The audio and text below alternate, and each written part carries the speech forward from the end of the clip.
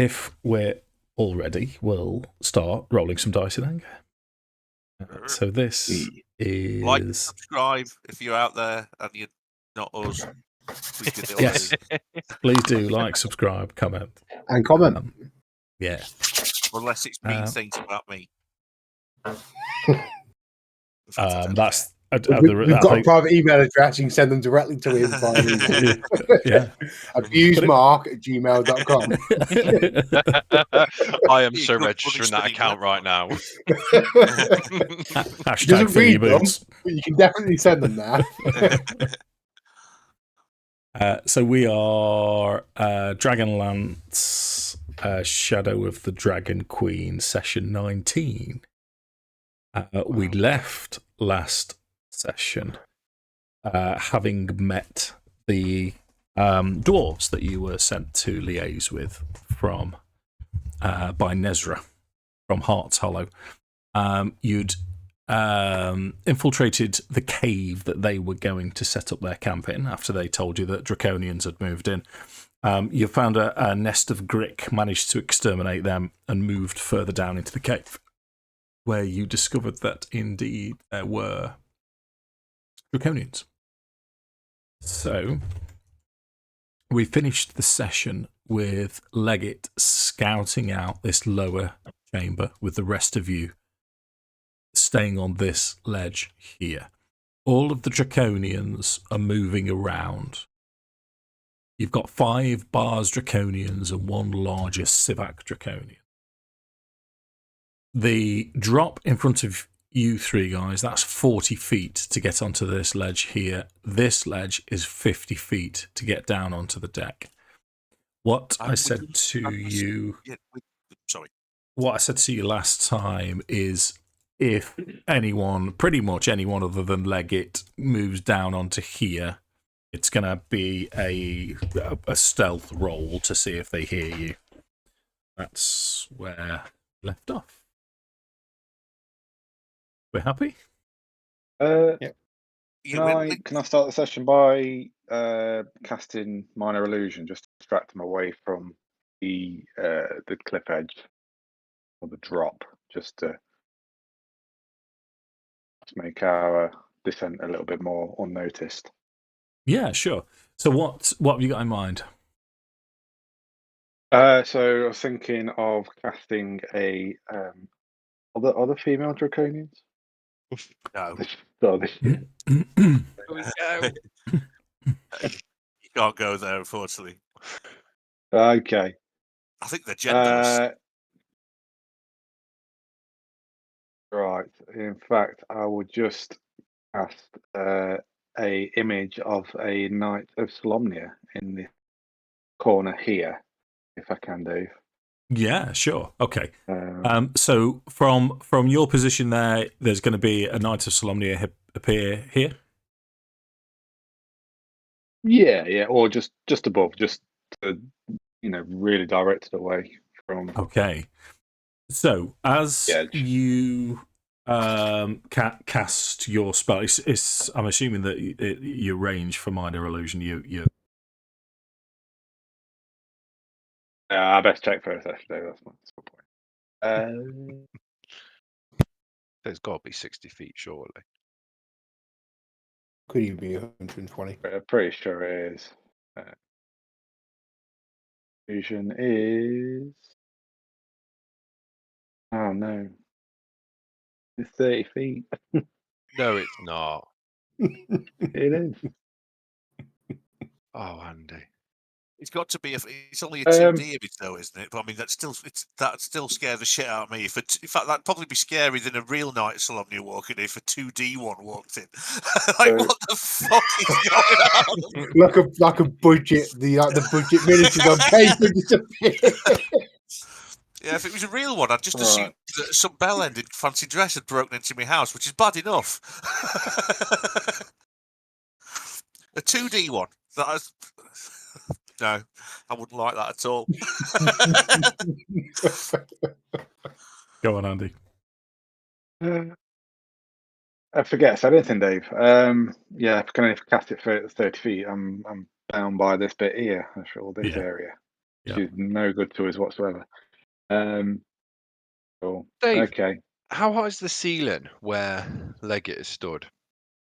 It's vast. It's a vast, vast chamber. Right above you, above the sort of this area here, is a skylight, and that is probably 100, 120 plus feet, How high if is it not here? more.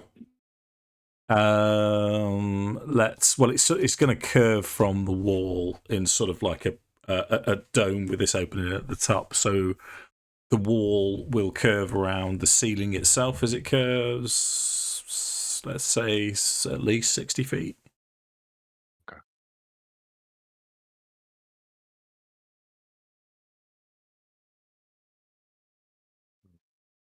Oh, I can't believe it's ruined your plan. You, yeah, no, it is what it is, Andy. Unfortunately, so what? You're all aware of the situation. Yeah. Can I stealthily make my way down the drop, or is it like a very sheer drop, or can I sort of climb down? It's pretty sheer. You're quite nimble though. There are handholds, but I mean, you can try, but it's quite exposed.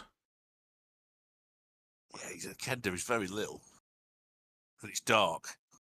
Well, There's the glow from the blue crystal, so you can find the sort of the most shadowy part. And don't forget, there's natural light coming in through this skylight as well. Yeah. They're currently all facing away from me. Is that right? Or are any looking towards my general direction? Well, they're all milling around. What they're doing at the minute is they're sort of. It looks almost as if they're sifting through the sand. The sand seems quite loose, and occasionally one will come up with a coin. And what they're doing is collecting as many coins as they can, and then heading over to the Sivak, who's got a pouch, much larger pouch, which seems to have a decent amount of coin already in it. So there is a good amount of toing and froing. So you say not necessarily looking at you, but as they're sifting through, if let's say they've dealt with a pile of sand here, they'll perhaps move there. Maybe that's looking in your direction, so they're not static. I reckon this calls for a surprise round of volley fire from the range lads, and then we charge in like lunatics. It's a 50-foot drop, Mark. Just had That's a good point. Didn't we do? I was going to say. I was in the process of saying. I forgot. Didn't we do something rope related regarding the drop? I have no idea. I have no idea what you get up to in your personal life, Mark. I couldn't tell you. Like trying to play pool with a length of rope. We've got rope. We have. We've got loads because we checked it. We've all got some, I think. Right. Yeah. Plan B. I've got a drift globe that can go 60 feet. So I command it to light, and then I command it to float 5 feet off the air, in the air. But I can cast it away, send it away 60 feet. The distraction. Yeah, that would still make me go and want to figure out what it was. Yeah, sounds like a reasonable idea. Nice. Okay. It's going to be a massive drift globe, but that's put down. Pardon me. This about a second. So.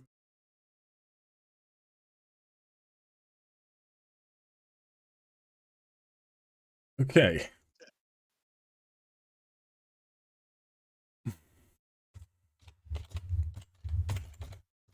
So what you're doing is you're lowering. In fact, tell me again what you're doing there. So I am a command word to light the drift globe up, and then another command word to make it float 5 feet off the ground.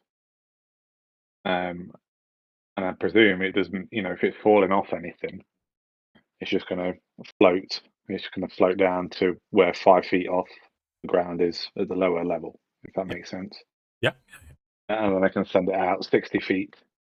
So 60 feet from the field. Oh, fantastic. Okay. Yeah. To about here, Dave.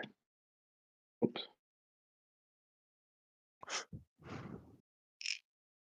You've got control of it if you. Oh. Yeah. Okay. This thing's just going to slowly drift down, and it's going to just float between the draconians and just a very ethereal way, kind of hopefully grab their attention. Okay, so as right, the only issue I've got with this is you're lighting the globe while you're holding it. Is that correct?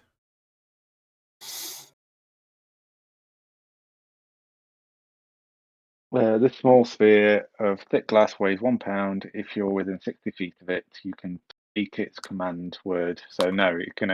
It's basically. Yeah. Yeah, I can speak the command word to light it up from 60 feet away. Where did you steal that Gotcha. from? That's ace. Where did I go from? I think it was a present. Kender is as Kender does. So okay, so let's have a roll for you then, because you're still controlling this. So I'm not going to use your stealth roll. What I'm going to do is ask you to make an ability check. Yeah. So here's a question for you. How would Leggit, how do you envisage him controlling this? Would this be you're having to use your intelligence to control it? You're using it dexterously to manipulate it, or you're forcing your will into it? So your charisma is. I'd go with dexterity, because I'm having to try and weave it in between the draconians, and it sort of slowly starts to light up as it gets closer towards them. So yeah, I'm sort of carefully planning out the path through it. So yeah, dexterity, I think, tell you on that. Okay, do a dexterity check for.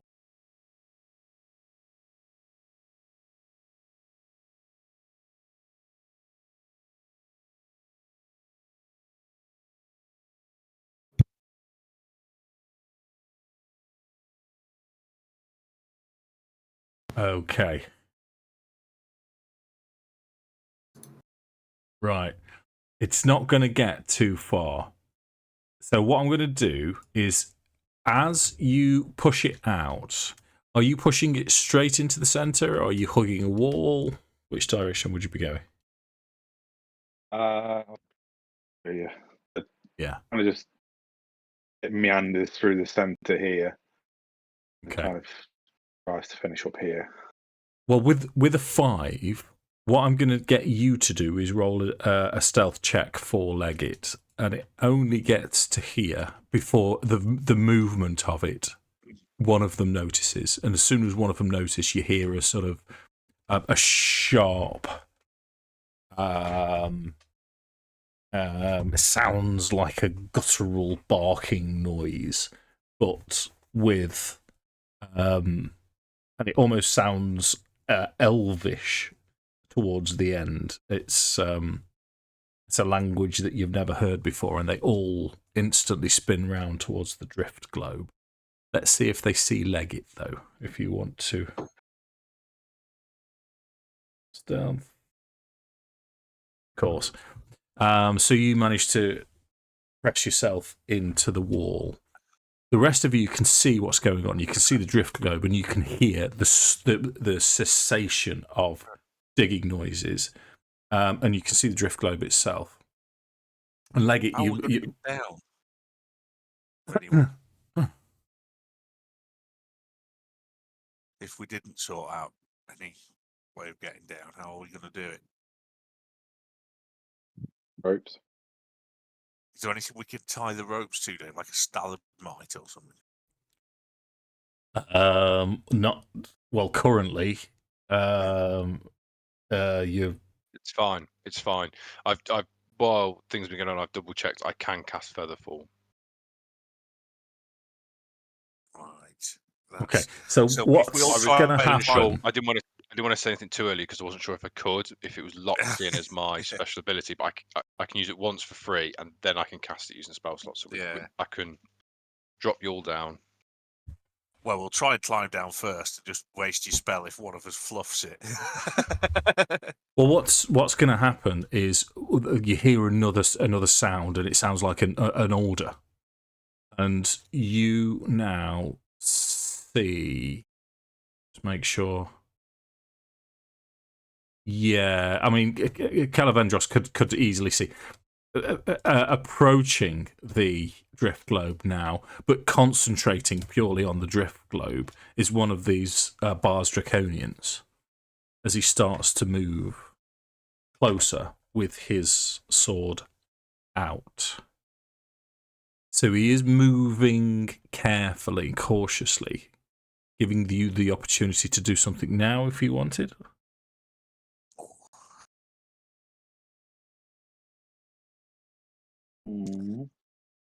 I want to get closer before we kind of let them know we're here, really. I want to try and get down as much as I can. Okay. So what do you want to do with the drift globe now it's been spotted? Do you want to keep it there? Do you want to move it away? What do you want to do?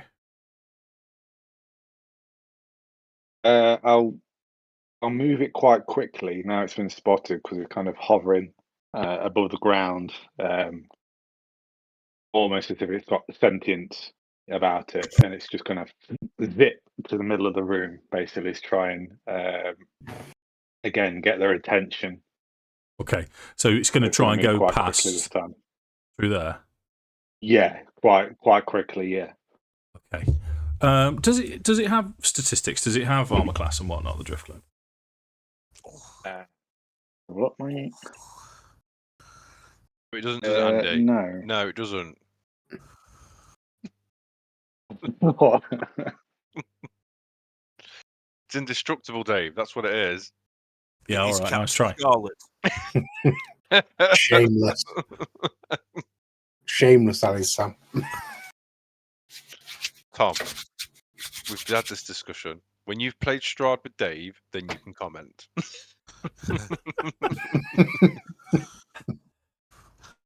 Always the bad guy. Right, so the drift globe's going to move to here, and it zips as this Bars Draconian is going to move within 5 feet and trying to at it. So can't it buzz above his head so he can't get it? It can only go 5 feet in the air, I believe. Yeah. Yeah. So I've also, I've figured out with this new fancy thing I'm doing for your hit points and whatnot, I've also figured out how I can get my rolls onto the stream. We can't see it. But you can't see it on the WhatsApp. So hopefully this works anyway. So to hit the drift globe, I do need to turn the sound off. Does 12 hit the drift globe? We don't know. He didn't have any stats. No. I have no idea, Dave. It doesn't have any against Leggits. You mean Okay. it genuinely doesn't have any have stat? Hmm. Yeah. I'm going to have to look it up myself. Sorry, boys. I feel like I'm taking up. Absolutely not, mate. Absolutely not. It's probably going to be of assistance to us. Sensible, because my plan was to run in and hit them as hard as I can with a sword. Yeah, that was my plan as well. Anything more intelligent? Yeah. Yeah, I think we'll get to that. I just want to try and get a surprise round if we can. Yeah, that's it. It's all good. Get a surprise round out of it. Okay, I'm gonna rule that 12 misses. You're quite right. I mean, 5, no more than 5 feet off the ground. The glow until you or another creature grasps it. Yeah, but these things are strong. Yeah, so go on, Andy. No, it's all right. No, I just think if the Draconian was trying to grab it, then obviously it would just illuminate. That word from Harry Potter. Deluminate. Yeah. And become weighty again and not hover is the way I've taken it. Also using Demolition Man, just as a little side tangent there for you. Illuminate. Deluminate. Nice. So what I'm going to say, because I've rolled a 12 and an 11 to hit it, I'm gonna rule beans as you made it zip pretty quick, but it goes past that first Draconian. It's going to go and try and go past the second Draconian, and he's instinctively going to try and swing for it. That's an 8 for another 11, misses, and there we go.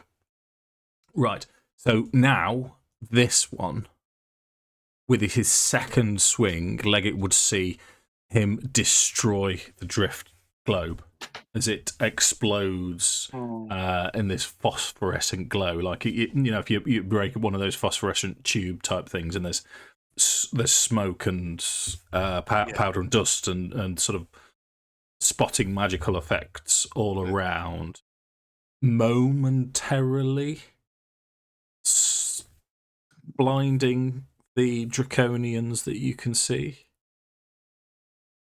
Maybe that's time to move then. Charge forward.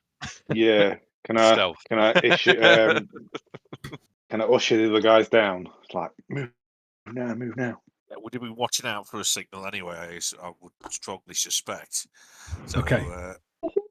So how are you all getting down? Because you've got 40 feet from the first drop and 50 feet from the second. Well, I think what we should do is we can't use the rope, it's going to have to tie it to, so we're going to have to try and climb down, but with Nordan at the back, so if any of us fluff it, he can feather fall us so we don't make a racket and hit the deck and possibly die. Yeah. If that's cool with everyone. Yeah, I'm just sat here like nodding, like, yeah. But not actually verbalising, which doesn't help anyone. So in terms of climbing down, there's handholds. It's 40 feet. It's a good climb, but the only way you're going to do it is if you pass stealth checks. Oh, we may as well stay there then. We're not going to pass a stealth check. I've got advantage from stealth checks. At the end of the day, Mark, the way this is going to happen somehow. Okay, and right. What we don't want to be doing is climbing down in combat. Yeah. Unless we're going to stand at the top of that 50-foot drop. Yeah, I don't know how we could do it.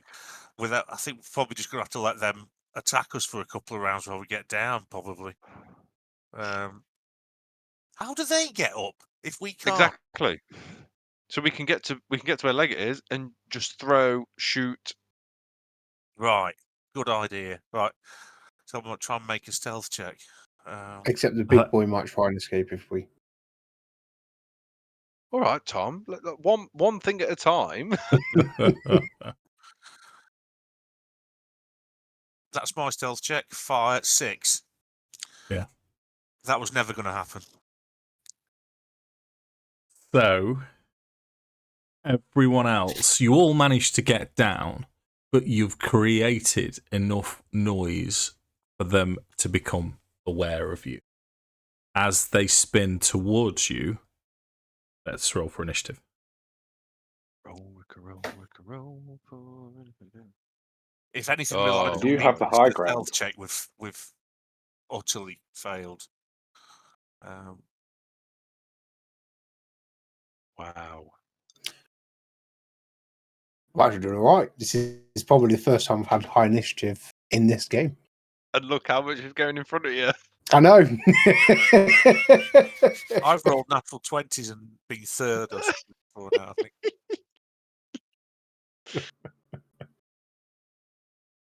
I mean, let's be honest. 17 for a non-dex based character is a pretty respectable initiative, and yet somehow there is still 4 enemies going before you do.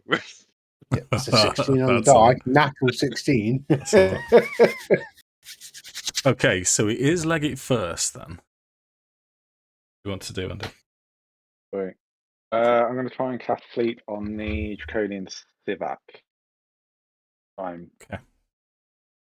40 wings. Okay. You roll your dice for me then. And it's 20 feet, isn't it? It is. Is it? 20 feet point, yeah. It's 90 feet. Yeah, 20 feet from the point that I choose. Yeah, roll your dice then. See how many. Oh, I forget what dice is it, Dave? 5d8. A bunch of d6s.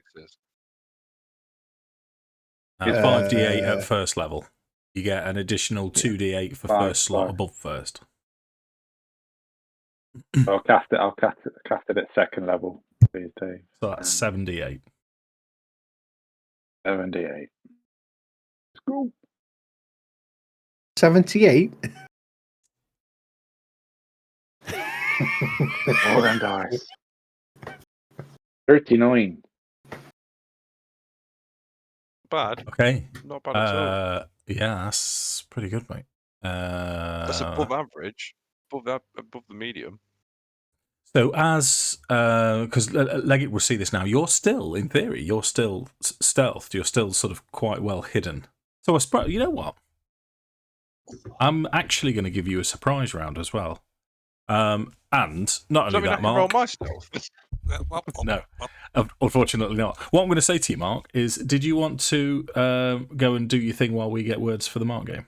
Oh, yeah, no problem. Because it's going to be a while, isn't it? So, has he got his headset off? He has. So the Mark game is next time Mark gets up and leaves, he'll say 2 words, almost definitely a noun, and either an adjective or a verb to do with a noun, which is just nonsensical. And the game is to guess what he's going to say, which is virtually impossible.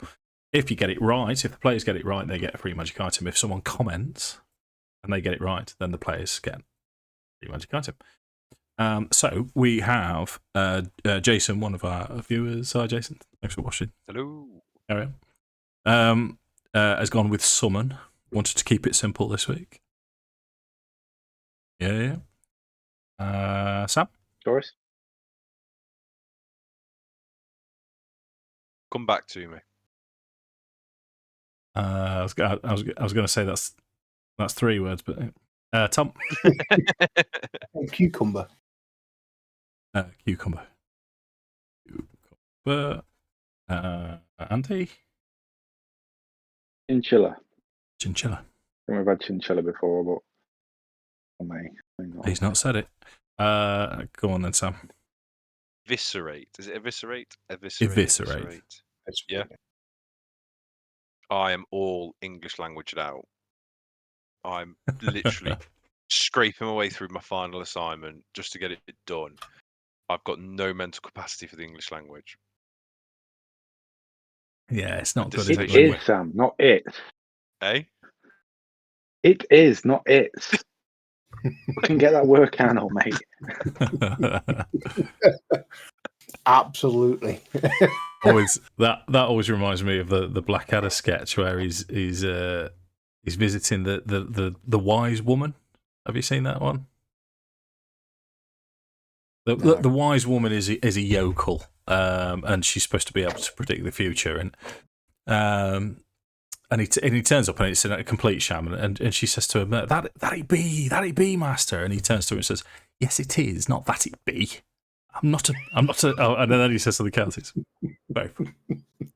But similarly, I'm not into the English language. So, yeah. I'm too tired for that kind of business. Right, let's move back to the game. So you've got a surprise round then, Andy. So you've cast your sleep spell. What you notice is this Sivak isn't affected. However, this Sivak falls asleep. I hope he's not a Sivak. I do. Sorry, He's a Bozak. bard, So isn't he? he's unconscious. Yeah, so he drops to the floor asleep. So in terms of surprise round, you can actually do something else now because everyone will go down. Do you? I tell you what then. Yeah, go on then. Nordan and Kelevendros, roll your stealth checks because I'm guessing you'd have probably got Arthas to come down last. Yep. I did already roll one. Do you want me to roll again? Or No, you're fine. It was only a 10, Dave. What did Kel roll? I rolled an 18 and I technically get an advantage, so I can make another attempt if I can get even higher. But How do you get advantage? from my Kaganesti Forest Shroud, and I've got a mithril plate, so it's light, so I don't have disadvantage stuff from armor. Okay. Yeah, That's where I was confused. I was thinking, you're wearing quite heavy You armor. can teleport as well, can't you, Tom, with that? once a day. Yeah. So the three of you managed to get down to the deck, scrambling down because of the distraction. But you're just on the deck when they notice you. Leggit's had his surprise round, and now it's the start of round 1, which gives Leggit another chance to do something. Ooh, beans. I'm going to cast Firebolt on the Civac, please. Okay, go for it. Get this shit rolling. Firebolt.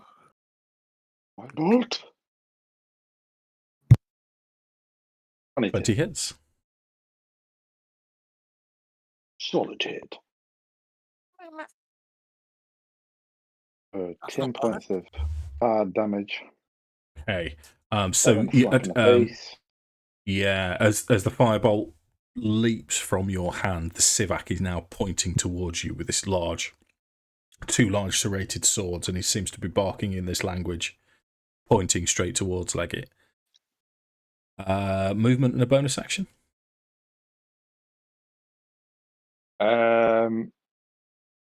Bonus action will be just trying to. Can I press myself into this wall to hide, just out of line of sight before he's. You're going to struggle, mate. There's not really anywhere to. Okay. There's no nooks and crannies. He's just going to move slightly back from the edge. Yeah. And ready action. I love Nothing else nooks, I can do really. That's fine. Isn't that weird? What's that, Mark?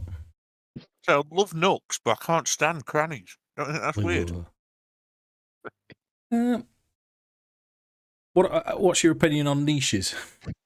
Oh, the niches are superb. I'm well up for them. I would have thought you'd preferred a nook or a cranny to a niche, to be honest. Well, I suppose going for it, it'd be possibly nook to start with, then. But then crannies, I don't know. What about a creche? Isn't that like a nursery? Well, with lots of little people. If so, no. That I'm just coming up with like bizarre words for spaces, I suppose. But What about an Eddie? An Eddie?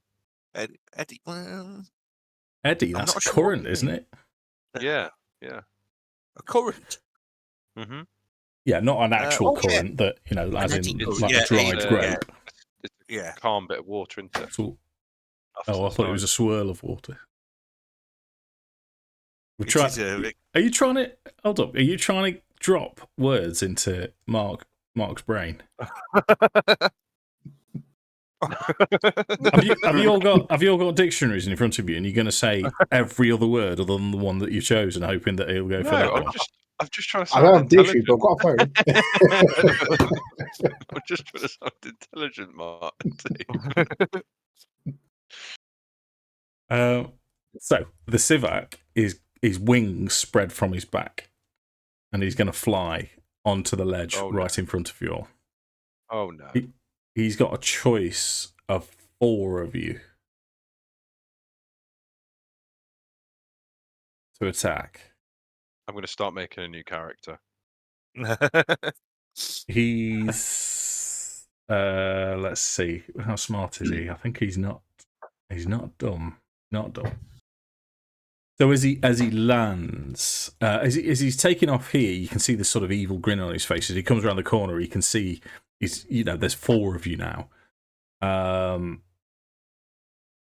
he is going to take some attacks. So he's going to choose Nordan.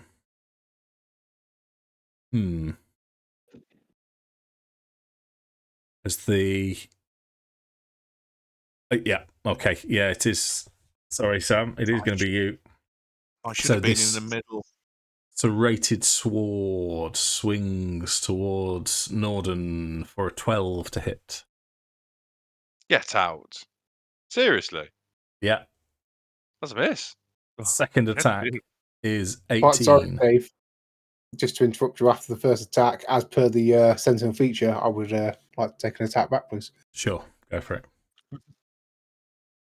I'm keeping my 18 though. That's also an 18 to hit.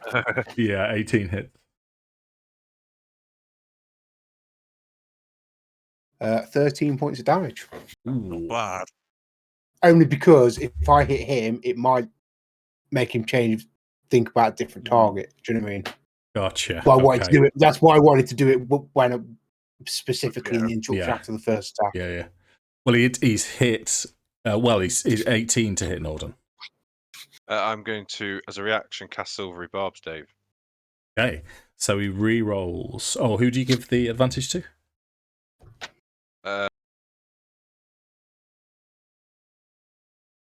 Kel. Okay. Yeah, Something personal, Mark. He does the most damage, mate. It's definitely recommended. Second attack rolls 22. Oh my god. Yeah, I can't help admit I haven't got the same defensive features that. I was going to use shield. 19 points of slashing damage. Whoa, one hit. As his tail swings round in an attempt to hit Kelevendros. Bring it. This is going to be... It's not great. It's going to be a 13 to hit Kelevendros. Yeah, no chance, mate. Okay. Right, I need to figure out how much he's moving. And he's now going to fly away 20 feet. So we don't get attacks of opportunity? Yes, you do. Oh, I don't. I've already used my reaction. Yeah. I haven't. He's having it. He's having it, yeah. To your right, he is. Give it to him, Mark. Give it to him hard. Indie party. Actions. Longsword. Oh. 24 hits, Mark. Maximum damage. Nice. 13. Okay. Andy, did you want to... Please. Sure. It'll just be an attack with my dagger into his ankle. Just a 14. 14 misses, mate, I'm afraid. Sam? Okey-dokey. Say again. Do you want to... Oh, no, you've used your reaction. Silver Barbs. Yeah. Silver Barbs, mate, okay. Yeah. So I wouldn't have anything to do. No, that's his turn then. Let me just double check. Got his movement. Yeah, so we've... Yeah. So that's bars number 1 over the other side.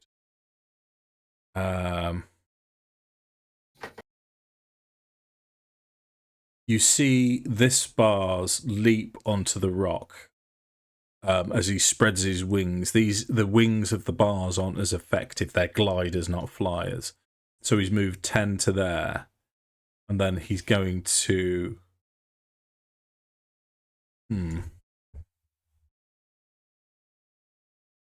glide on top of his buddy there. Let's move him there and then... Yeah, just there. And he does look like he's charging towards you, which is bars number 2. Going to do something similar, but in this direction. You said number 2. Yeah, I did. Number 4 is unconscious, so it's Kelevendros' turn. Okay, so here's what I want to do, Dave. I don't know if I can, but this is what I'd like to do. step up 5 feet. Yeah. Use my bonus action to use my Cagnesti Forest Shroud to Misty Step effectively into the air next to the Draconian, and then try and hit him on the way down with my sword. That sounds Maybe twice amazing if I to can me, pull it mate. off. Yeah. You're not just Misty Step next to him, so you're not. And we're risking 50 full feet up. damage. We're 50 feet up, and I don't know how far he is off the.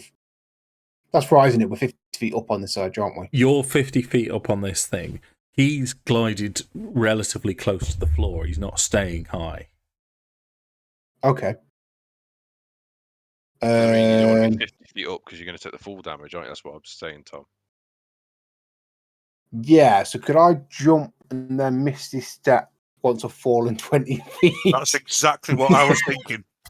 That's what I was hoping you were going to do. So this, to me, is it's a check to be able to do it successfully, and I will allow you to choose athletics if you wish.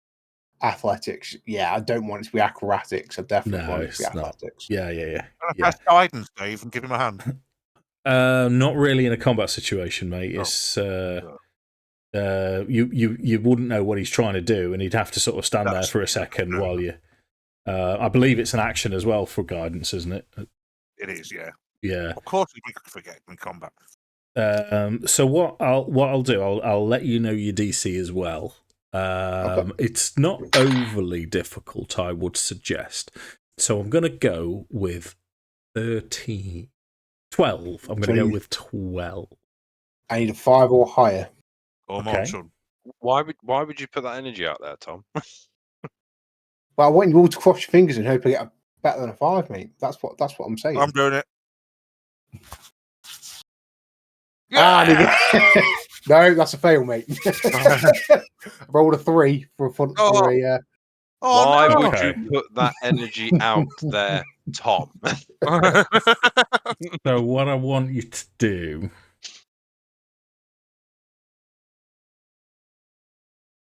Okay. So your check would have been to see if you've cast it correctly. And what I'm gonna say to you then is you haven't. So I'm going to get you to roll 4d6. And it probably should be 5, but I'll reduce it by 1.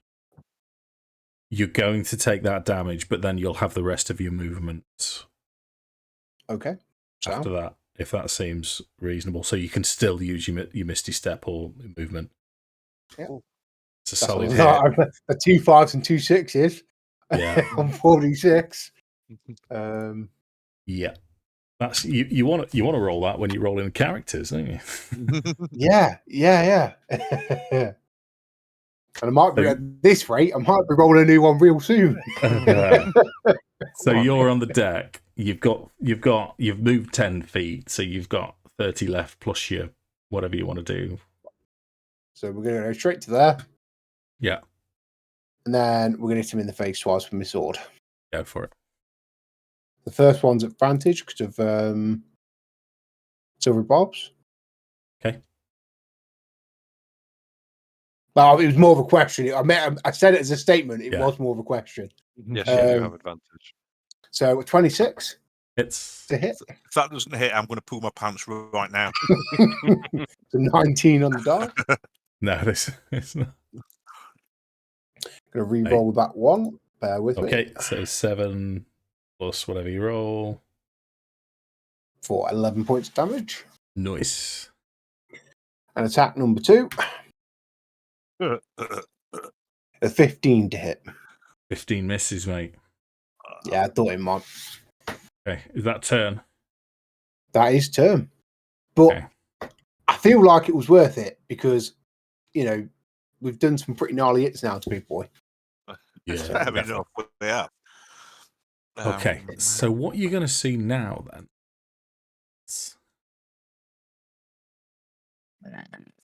From the sound, another brick is going to appear right next to this darker sand here, and it's going to grip onto the my lad. So he's going to roll with advantage.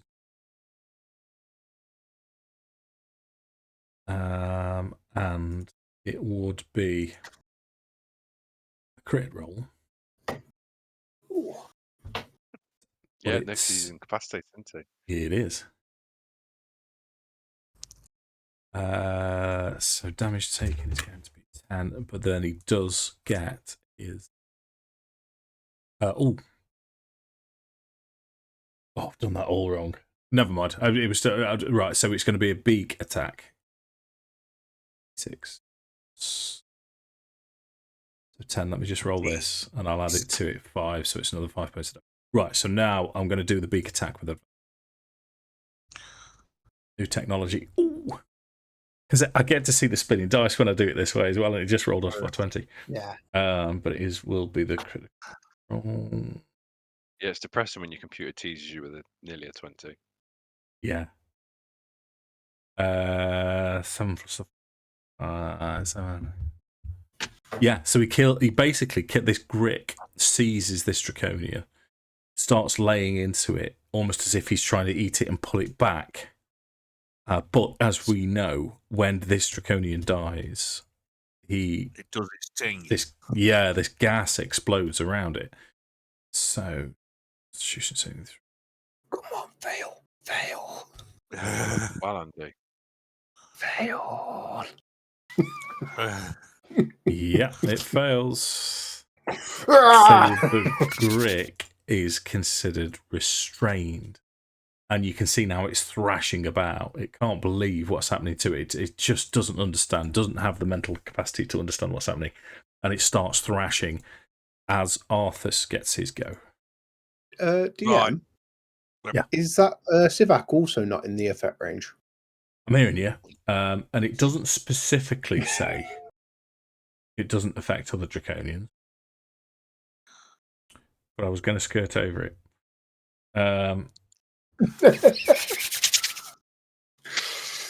When a Draconian is reached to do here, his body releases a petrifying gas. Each creature within 5 feet of the Draconian. Oh. Yeah, all right. Tom, you've just signed your death warrant. Yeah, he passes. He rolls 22. He passes. Yeah, I've had a good run, mate. I'm fine with it. It is your turn then, Mark. Okay. Oh, hang on, the cat's on. Go away, girl. Go on. Just trying to chew on the headset. Why? Right. I've got to get down there, so I'm just gonna have to, how can I get down there, Dave? I'm gonna have to roll something on, and that means I can't do anything. You don't want to drop, mate. It's a 50-foot drop. I can't even climb down it all in one go. Oh, this is bad. But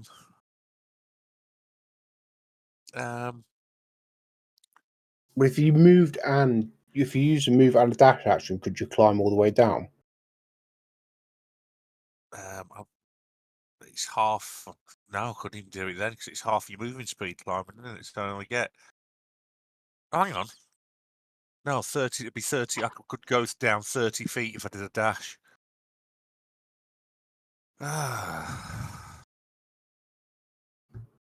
Is Featherfall a reaction? Oh, you've used your reaction, haven't you?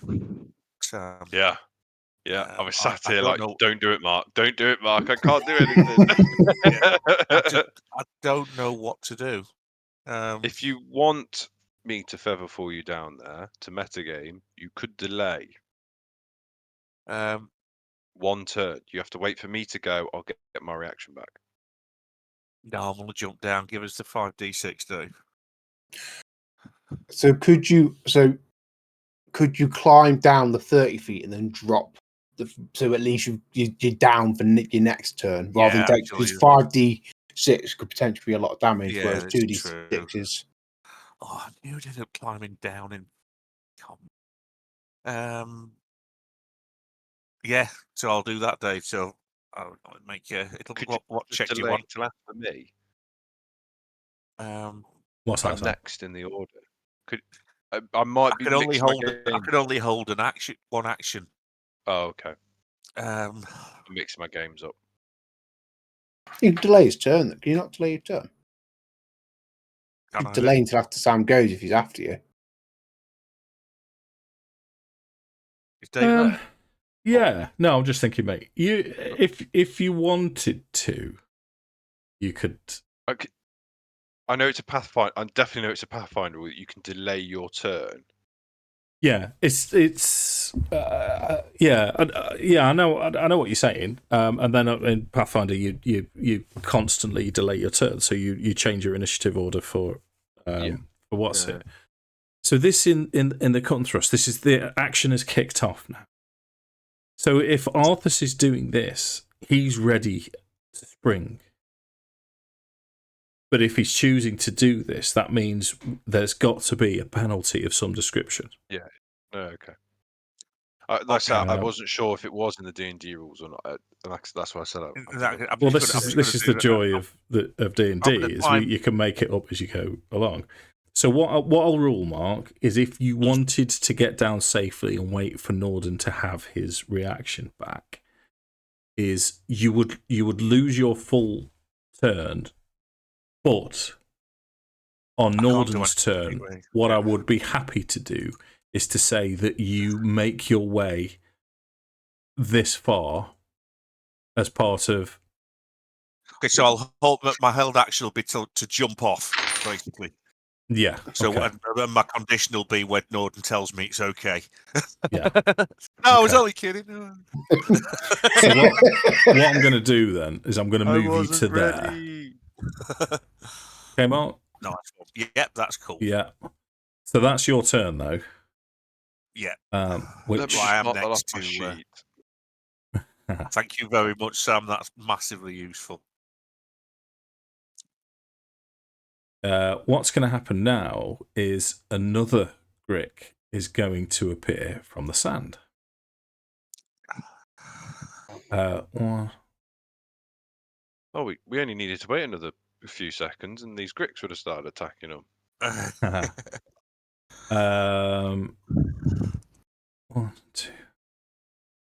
Yeah, let's just say that. Okay, so the Grick is going to try and attack the Draconian. Oh no, it only gets one attack, and it's missed, which takes us to Nordan. So, yeah, Arthas has done his bit. Nordan, you've used your reaction. Turn. So I sort of imagine that as Arthas, because obviously this is all happening at the same time, and it's as Arthur's running to jump off, Nordan's running alongside him like, "Oh God!" sort of like, oh! making his little micro tornado appear to slow him down. So he stood on the edge. I'm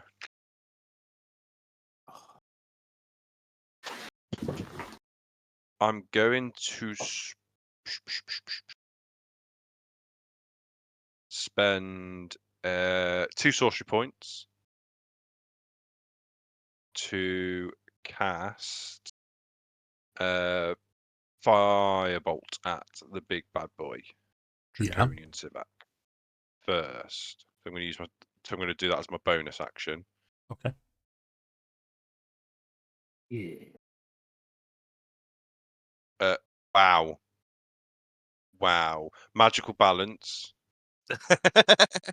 to make that a 10 or a 9. So it's either an 18 or a 19.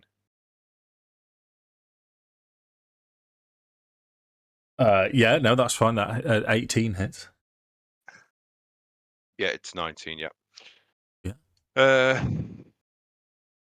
For 10 points of damage, fire damage. Nice. How does it die? So obviously he's jumped up and he hit Nordan hard, and Nordan gets a bit angry when people hurt him, as we've seen in the past. It irritates him occasionally. So as he's ran forward, he's thrown one hand out to slow Arthas down, and he's seen, this thing floating in the air that's hurt him. So he's over the top, firebolt straight in his face. Nice. As he dies, his form melds into Nordan's robes, and you can see Nordan's face now starting to scream. I need Kelevendros and Arthas. So Arthas Scalebane to make wisdom saving throws, please. +3, Mark. You get a +3 to this. Oh, yeah. Because you're within range of me. That's 40. Is that 16, 19? That'll be with me pluses. And a 13 for me. Oh, Kel fails. Yeah. You're concentrating on something. Is that still current? No, that was technically it's magic weapon, but I would have suggested like the movement and stuff. It'd probably have dropped. So, right. But I haven't been rolling with it. So, okay, you have the frightened condition, so you cannot move. Willingly move closer to the source of the fear, and the source of the fear is centered on there at the minute. So that was Nordan's bonus action. Right. So he's caught Arthas, thrown the firebolt. He's looking at the battlefield. And he's like, "Oh, there's a lot of shit going on." So he's going to summon forth a sandy hand, which is going to try and grab this draconian baz as he casts Lex Millions Earth and Nice. Grass. So just throwing the spells out. I need a strength save of 16, please, Dave. Okay, so hand appears here. Strength save from the bars. Draconian. Rolls a 9. Beautiful. So cause hands crush restrained tar. So initially 2d6 bludgeoning damage. Yep. And obviously he is. Oh, I don't know how I rolled 3 there. That's Do you want okay. to roll that again? No. We'll take that as 9. We'll take off the 2. So yeah. Okay. Thank you. And you.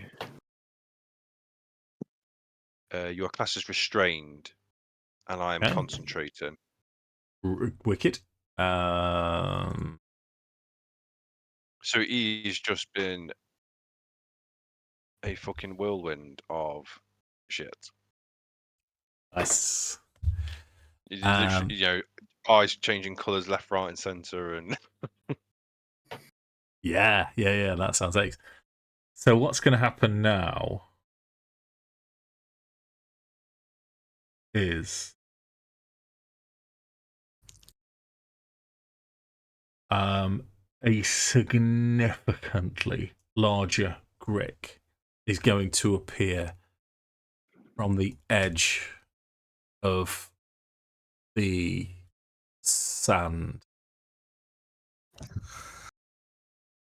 And it's going to move here and attempt to devour this Bars Draconian that's being held with your earthen grasp. So he's restrained. Yeah. Yep. Attack rolls against the creature have advantage. So the Grick Alpha.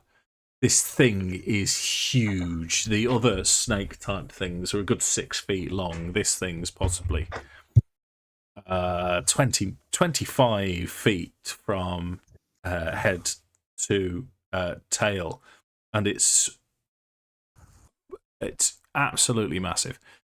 So 2 attacks, one with its tail, one with its tentacles. So first one going to be its tail, all with advantage.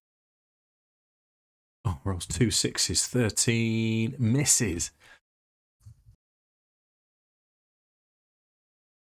So you've seen its tail swing round and try and grab, swat the bars. Miss. But it is going to latch on with its tentacles. Rolls 21 to hit. Bloodstains on tentacles. And is going to annihilate the bar's draconian in one. It just sort of swallows it down. Why are you stealing my thunder for, Dave?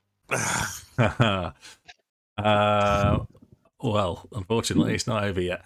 The Grick now needs to make a Constitution saving. It passes. Yeah, as it continues its move towards Kelevendros and Arthas. Let's move token. So the bar's draconian that hasn't acted yet. Have they all got initiative? Have they all had a go? They haven't, have they? Yeah, just the one more you've got. Number 3. Ah, okay. Oh, yeah. Right. At the bottom there. Yeah, he's going to try and fight off this Grick. That's a relatively simple choice. I'd imagine they're shitting their pants about now. Yeah, pretty much. First attack misses, second attack misses. That bars is doing nothing. So that takes us to... Yeah, it's difficult when creatures fight each other. It's kind of, yeah. So that takes us to the top of the round. Leggit, you've seen all hell break loose in this pit. What would Leggit do? It's going to position himself slightly behind Nordan, and he's going to cast at second level. He's going to cast Chromatic Orb at the Brick Alpha. Okay. And that will be for, well, if it hits, that is.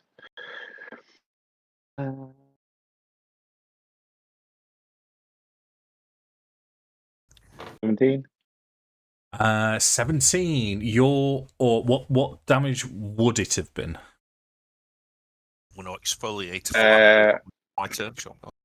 Exfoliate or what? I don't know. Do you know what I knew it was going to be? Exfoliating damage. Exfoliating damage. It bounces off its chitinous armor. Oh. Okay. Tell you what, then can I spend a sorcery point to twin spell it and try again? You can't cast 2 first level spells, and you didn't twin spell it to start off with. Don't forget I said anything, then, Dave. I'll Sorry, dude. It's worth remembering. If you want to twin spell it, you have to spend your sorcery points beforehand. Okay. Yeah, I'll go into the corner and thought, mate. See, Andy, you would know this if you were the group's real magic user. There it is. No, because Nordan isn't Sam and Leggit isn't Andy. So Leggit probably knows full well. Leggit didn't know, obviously. You see, I'm the group's real Sorcerer. Put your chest away. This isn't that kind of show, is it? Might be what the people want. So the 2 bars here are having a nightmare with this Grick. They're just missing it left, right, and centre. This bars is going to charge towards Kelevendros, and he is, I believe, attacking with advantage because you're restrained. Am I restrained? I'm frightened, aren't I? Yeah, it's frightened. Oh, you just okay, righto, frightened. So it's a flat roll. 18 is just a hit. I'll ask him to roll it again. Oh, okay. Very politely. Second roll is an 8. Yeah. That's a miss. So his second attack is a 20. That hits. What I am going to do, however, is I'm going to take his initial damage, because I did roll damage for that one before you interrupted it, and it's only 2 points of damage. So I'll yeah. Pretty good. I feel like that was a Monty Python the Holy Grail moment. You know, like Arthas just. Excuse me, would you mind trying that one again? Recently, could you re-roll that attack? No, Nice. sir. Try that one again. It's just a flesh wound. So that takes us to Kel. Okay, so as a bonus action, I'm going to cast Thunderous Smite. Okay. So I know thunder isn't lightning, but you're going to see kind of like electric just form around and like the static electricity around his sword. You can't have thunder without lightning. So you're quite happy to accept that as a visual. And then I'm going to make an attack on each, but they're going to be a disadvantage because I'm frightened. Is that right? I think that's what D&D Beyond's telling me. A frightened creature has disadvantage on ability checks and attack rolls, whilst the source of fear is within line of sight, and I can't willingly move closer to it. Yeah. Okay. So first one against the Draconian bars. Yeah. 11 hit. No, this is. And then second one going at the big Grick. Yeah.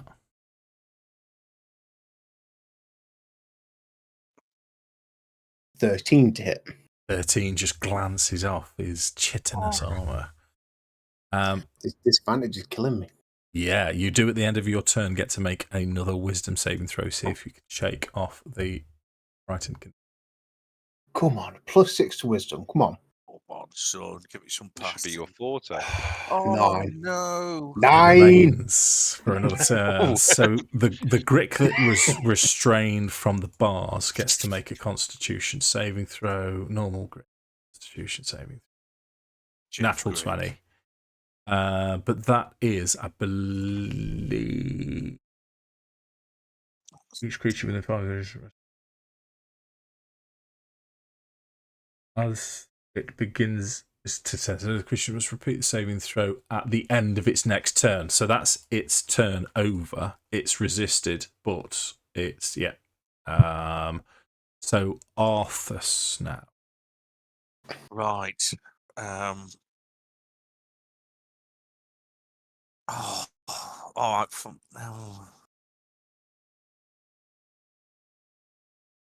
Okay, I'll take a swing at the big Grick using me.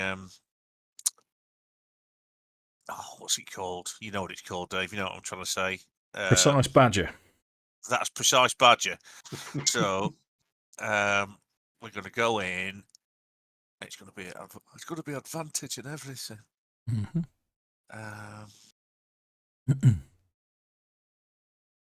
We all know the badger is the most precise creature and the creature that does not give 2 hoots. It keeps bringing up save pages when I'm trying to do select me dice thing. Oh, go away! Here we go. Hang on, I'm being an idiot. I thought you left clicked and you could choose advantage or disadvantage. No, right click. You can choose. Right. So that's just bringing it up as roll as crit, flat roll, or to dungeon master's help or everyone. That's damage. Sorry guys, I'm being an absolute moron. Isn't it amazing that we all know what he's doing, but we can't see it? That's because it's always just been there. It's just I'm doing the wrong thing. Right, so I'm actually going to do it now. That's what she said. 25 hits. So that is 2d8 plus 5. So I'll do the 2d8 as a custom. Nice. Yes, that's the quickest way. And it's a magic sword. So, So that's 8 plus 5. 13. Is anyone looking actually poorly? Yup. I'm going to. Is that you, Nordan? Say what you. Not I'm on looking less very than well. half from one hit. I'll bonus action. Just I want to do something. My Well, bonus action. Kelevendros is I also think Kel's looking pretty looking ropey. Quite pretty ropey as well. On a scale of 50, Actually, no, I'm joking. no, on a scale of 1 to 55. So I've got to cast a first level healing word on Kelevendros, which means he gets to attack again. Okay. That's 5 hit points. Nice. Okay, who are you attacking though? It's got to be something I can see. That's yeah, but if you're calling the strike, you tell me then, Mark. You tell me who you're telling me to go against. But, where are you there? Go for the Draconian next to you. Okay. With disadvantage, because I am frightened. That is a 10.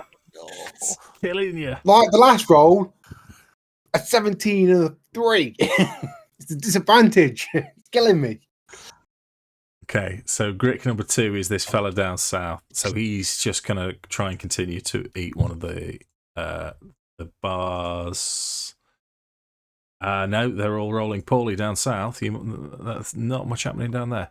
Does take us to Nordan. Does indeed. Dave, Yep. I have watched a chromatic orb get thrown at that thing, and nothing appeared to happen. Can I do a knowledge check on this Grick to see if that was some form of defense against magic, or whether it was just he didn't hit it quite right? You can do a nature check if you wish, but for free, I will tell you that this thing is heavily armored, and it seemed to bounce off his armor. 13. 13. What I want to make sure is there's no. What he's looking for is that he's just seen the chromatic orb go at him and bounce off, and he's like, was that because the magic's not working, or is that just it didn't get through the armor, or it just hit the wrong spot? Do you know where I'm coming from? I do know where you're coming from, because you've fought a pack of these Grick already, so you know that they are resistant to non-magic attacks, but that's mostly due to their armor and the fact that you can knock chunks off and they'll just regenerate. Not regenerate, they can still survive, sort of like a worm type thing, so you can just chop them up. So no, you can still hit them with magic, and magic is probably the best defense against them. Cool. That's my missus once said. That's a massive worm. The problem is I'm concentrating, so as my action, I am going to try and grab hold of him with Maximilian's Earthen Grasp. Okay. So it is a large creature. Does that make a difference to Earthen Grasp? Oh, good question. So it's a medium hand. Choose a medium hand from contact the sword rather than reaches for one creature you can see within 5 feet.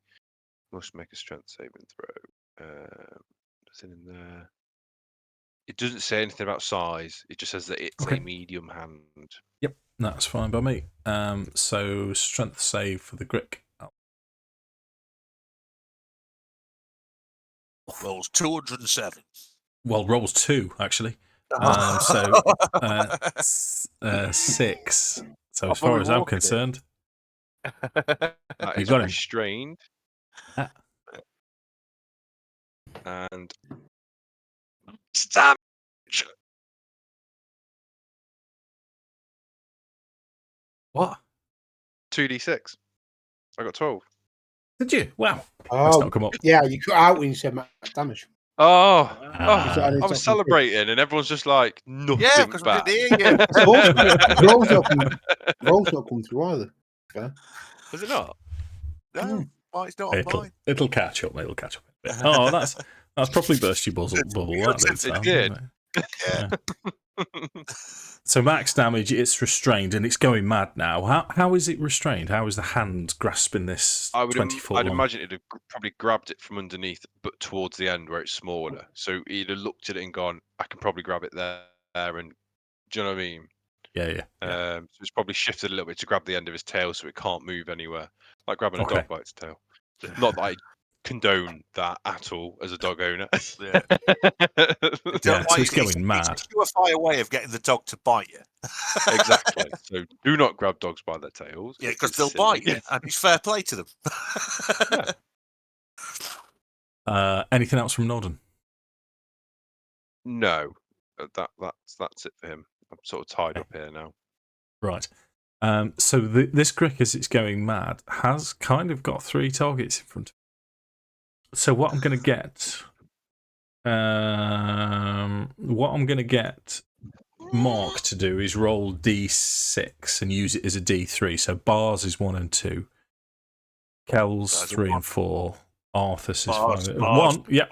So that's the tail attack from the Grick. So we'll probably style it as his middle flails out towards the bars. That's sort of hit going live, but doing loads of damage. Nice. So that's 25 to hit and 11 points of bludgeoning damage to the bars. And then, as per the Sentinel feature, because it's to attack someone other than me within 5 feet, which is the wording I've just checked. Yeah, wicked.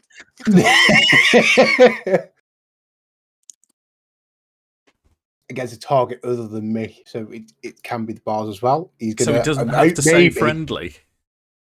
No, it doesn't. No, it has to be friendly. Okay, right, fine. That's amazing. Yeah. Pushing up the glasses. But the 11 misses still. Yeah. Don't you get advantage because it's restrained? Oh yeah, hang on. Yeah, is that a disadvantage, Dave? No, you're trying to hit the bars. No. So I'd have targeted the Grick because it made the attack. So it's the attacker that you target. Oh, okay. Well, but here's what's quite kind of unfortunate about it is if the first roll that landed was the 4. But let's have it go on then. You can have a flat roll. Yeah, thanks, Dave. All being equal. Because 21 hits and you've still got Thunderous Smite up, I believe. I do, which is why I wanted to go for the Grick. Because Thunderous Smite can push. Well, it's not just the damage, it can push. Yeah. So, reroll that 1. So 9. It's 14 points of slashing damage. Okay, so he's resistant to that. Okay. You use normal magic, can't you? Then 2d6 thunder damage. Yeah, which will be full. Which is 9 points of thunder damage. Yeah. And then a strength saving throw for me, please. Your Grick Alpha. Rolls reasonably well, 17. Yeah, that passes. Okay. So it stays where he is. Yeah, he's not pushed back 10 feet. Right. So his second attack, they are dumb creatures. However, you've just hit him. So he's just going to strike back towards you. That's fair. So Grick Alpha Tentacles, you're frightened. You're not restrained though, are you? So it's just a normal attack. 14. It's a miss. Yeah. It just went off a natural 1 to get onto the bit it missed anyway. So that's its turn. Bars number 3. That's 1 down south. Yes. So the Bars is going to try and have 2 attacks against the Grick. Right. Finally, something's happened down south. So that's a hit. Roll the second one. See if that hits as well. It does. 2 hits. So that is 7. So 1 and 3, 4 damage for the Grick. Takes us to the top of the round, Mr. Johnson. While you probably know exactly what you're doing, but I'm going for a burst. Right, I've just thought of something. It's a spell that's really shit, so I've never cast it. But I've just been reading Heroism. What do you reckon? Do you reckon this will get rid of your? I'll read it out. A willing creature you touch is imbued with bravery. Until the spell ends, the creature is immune to being frightened and gains temporary hit points equal to your spellcasting modifier at the start of each of its turns. Hang on. Oh, it's concentration up to a minute. Fucking hell. You gain temporary bonus equal to my spellcasting modifier up until the spell ends at the start of it. When the spell ends, the target loses any remaining temporary hit points. But the thing I'm thinking of is it says you become immune to being frightened. Do you think that would remove the... I don't know if it would dispel it. I think it'd been... So when we fight these Civacs, it might be worth casting this beforehand because we know they do this when they die. Yeah. The only problem is, Tom, it's a concentration spell. It's a concentration spell, but I haven't got any other concentration spells. As far as I'm concerned, it'd get rid of it. It's immune. It's immunity to it. In that case, that's blatantly what I'm going to be doing. Mr. Johnson. Right. I'm going to use one of my sorcery points to cast Twin Spell. It first this time. And I'm going to cast to firebolt at the Grick Alpha to start with. That's a fucking... Hey, what are you doing? Hold up. Attack rolls one against a creature have advantage. So what we'll say is that... restrained. I was just double checking. Restrained creature becomes 0. It can't benefit from any bonus speed. Attack rolls against the creature have advantage, and the creature's attack rolls have disadvantage. Cool. So I hit with that one then. Yeah, she's out there. Yes. She was trying to chew his pencil. Raw damage. 10 points, and if I'm 20, can I roll? I'll roll it with advantage this time again.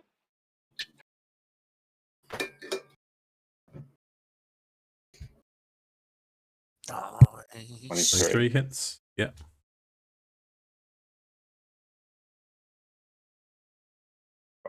Good damage. Damage. Nice. 22. Oh yeah. Anything else? End of turn. End of turn. No, Nice one, end dude. of turn.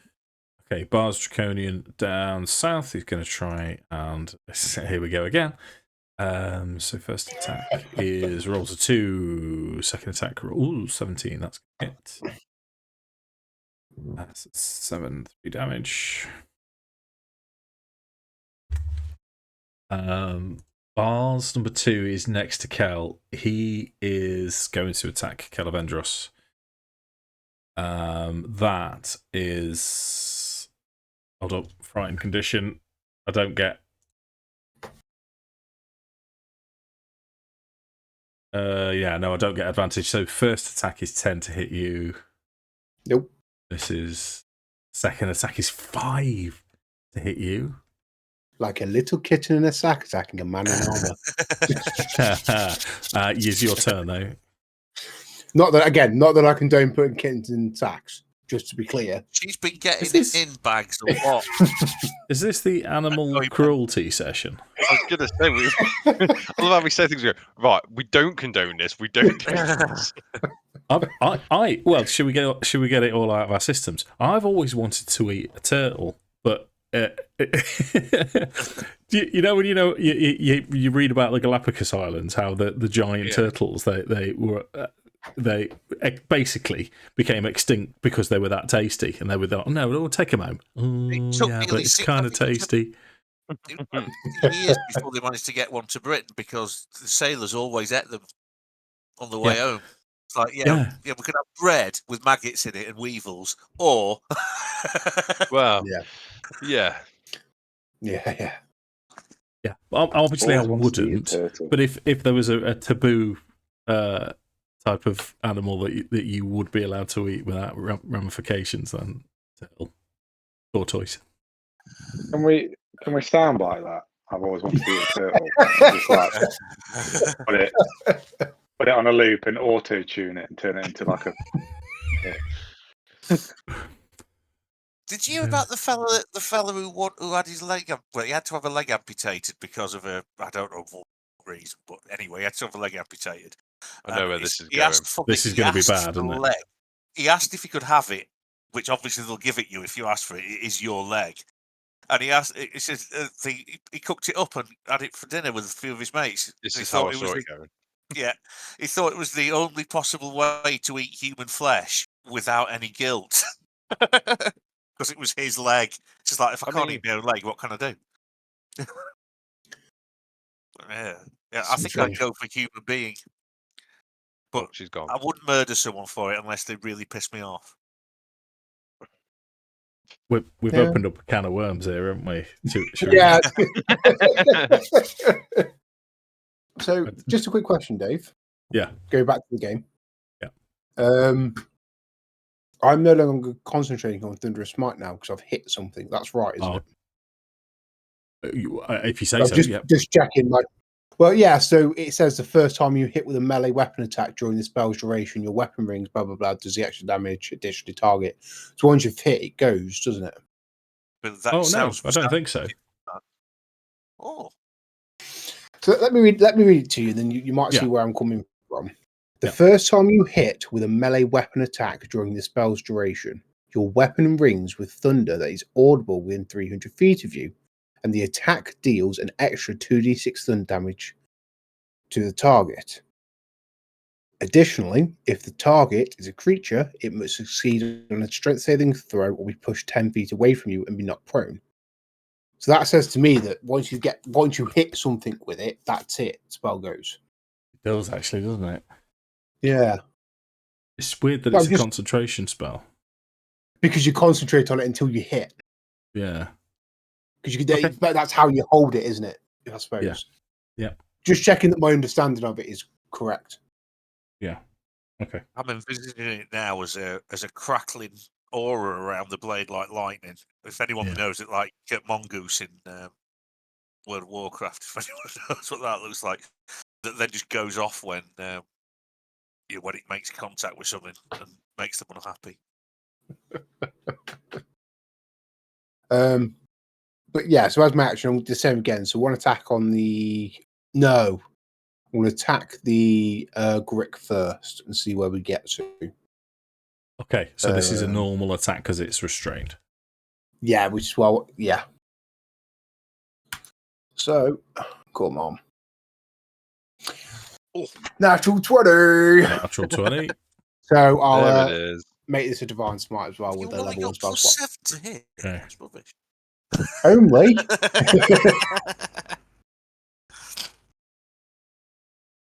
Okay, so that's 17 points of slashing damage. Oh no, hang on.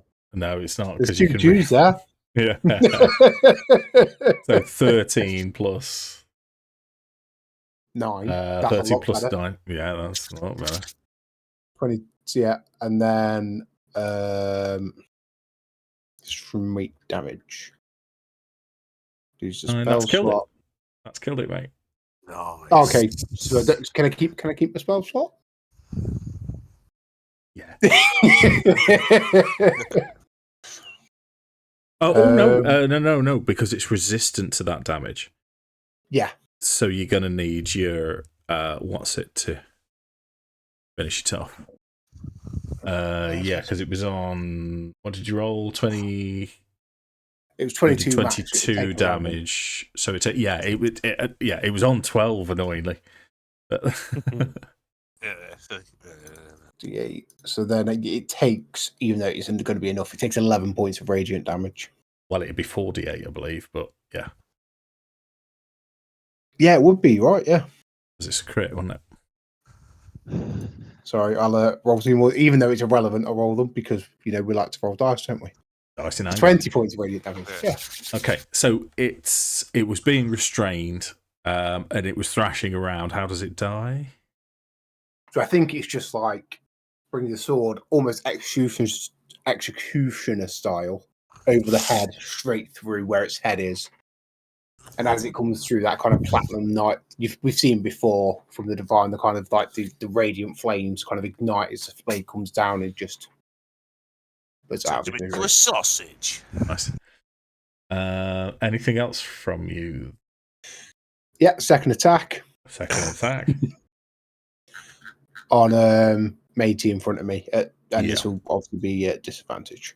Yeah. Come on, give it to me. It's a 13 hit. No, it does not. Fortunately, No. not far off. So you get to make another saving throw. If you don't Wisdom make this, save. Tom, I'll get rid of it. I just want to make it clear as well. That is the fourth roll I've made at disadvantage, where one of the rolls has been a goddamn 17. Why? So annoying. I cannot keep the 17 and let me have that on the wisdom saving throw, please, D&D Beyond. And this is 11, so it's another fail. Yeah. Right, so Grick number 1 is this one here. So that you got rid of the restraint last time. It now has 3. Tom, it's your turn to roll d6, please. Same applies. The bars is 1 and 2. Roll a 1, feather plucker. Where's Grick number 1? Sorry. Grick number 1 is here. Okay. So bar 1 and 2, 3 and 4, 5 and 6. Oh, I see. Yeah. Okay. 6. Right, that's going straight for Me, come at me. Come at me. it is. Fascist. It's coming Come on, straight for Bring Arthas. it. He's coming right at us. Yeah, I know. I was thinking of taking him into the middle, but okay. For attack against Arthas, it's a natural 1. Yeah, that doesn't get me. No, Sorry, it David. is My extra. Arthas's. Come on. Are my set attacks annoying you by chance? Have you had enough of me killing stuff? Not at all, mate. No, I like it when you kill stuff. It makes it less stressful for me, to be honest. Right, here we go. I'm going to do a first level thingy, heroism on top. Nice. So you gain 2 hit points, Tom. Oh, no. Creatures immune to being frightened again. 2 hit points. At At the start of your you don't get it now, you get it at the start of each of your turns. You get 2 hit points. And I'm concentrating, Dave. Okay. Now, is that a spell that you've cast on Kelevendros? Yes, so he gets to attack. Excellent. You do a lot more damage. But that's a natural. Oh. First roll without disadvantage for ages. And Any bonuses, Mark? Anything else? I've already cast a spell. I can't do anything else. I can do cantrips. What could I possibly do? Hang on. There are live things by me, aren't they? Yes, you've got a Grick right next to you and a bars just over the way. God, I don't think there's anything I can do. Unless... Sod it. I'm going to... limited use. I'm going to action surge and then twat the thing. That's just try to get me. So I'm not going to bother. Are you using Precise Badger? It doesn't look like it's on much, judging by it's on full. It's not been hit yet. Oh, right. In that case, yes. I'm reading that wrong. I will bung a doofus what's it into it, and I'll roll. Hang on, here we go. Sack, longsword, Precise Pingu. Noot. advantage. Yeah. Sorry, I've got a thing for alliteration. I don't even notice. 21 hits. Yeah, you've aged yourself talking about Pingu, mate. 2.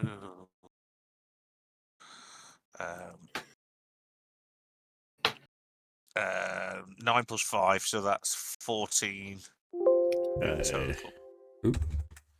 14 damage, yeah. And that's. That's Are you still looking rough, Nordan? Is it worth me dropping a heal on you? You can't, mate. You've just used. No, you've used action search. Both me and Tom are looking rough. Action surge only gives you an action. It doesn't give you a bonus action as well, I don't think. But I'm saying is he's not used his bonus action. No, I Yeah, but he's cast a spell as an action. Oh, yeah. Oh, of course I did. So I can't. No, I can't. There's nothing else I can do. Unfortunately, I shall have to leave that there. Right, the Grick's making progress. He's going to bite the bars to the south, and then he's going to make a beak attack, which also hits. Ooh. But yeah, there's a little bit of action to the south now. The Grick has managed to grab onto this Bars Draconian and starts tearing him apart as Nordan takes his turn. So obviously, as Cal beheads the larger Grick, Nordan will let it go and try and grab the little Grick. Okay. Strength save 16, please, Dave. Gotcha. Well, I've rolled really poorly. Or 13. Beautiful. So he grips hold of him and does 6 points of bludgeoning damage. 6. I didn't hear what he said. Neither did I. No, I'm never fast enough to turn the volume up on the stream to catch it. We need to tell him to be more clearer. Or because he will remember what he said. Ask him when he gets back. He's now restrained. Also, is it just me, or does grabbing my little Grick sound like a euphemism for something? I didn't say grab my little Grick. Grab the little Grick. It still sounds like a euphemism for something, mate. Don't know what that is because I'm not that kind of person, but. Liar. Oh, no, hold on. That's playing with your little Grick, Sam. Always whipping out in public. Just not at work.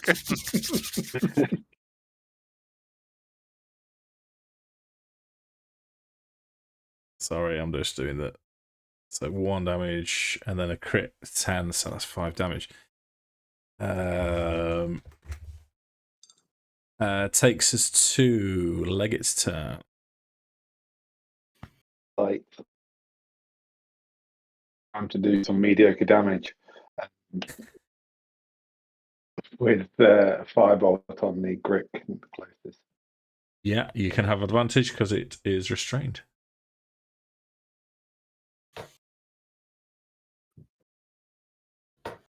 Off.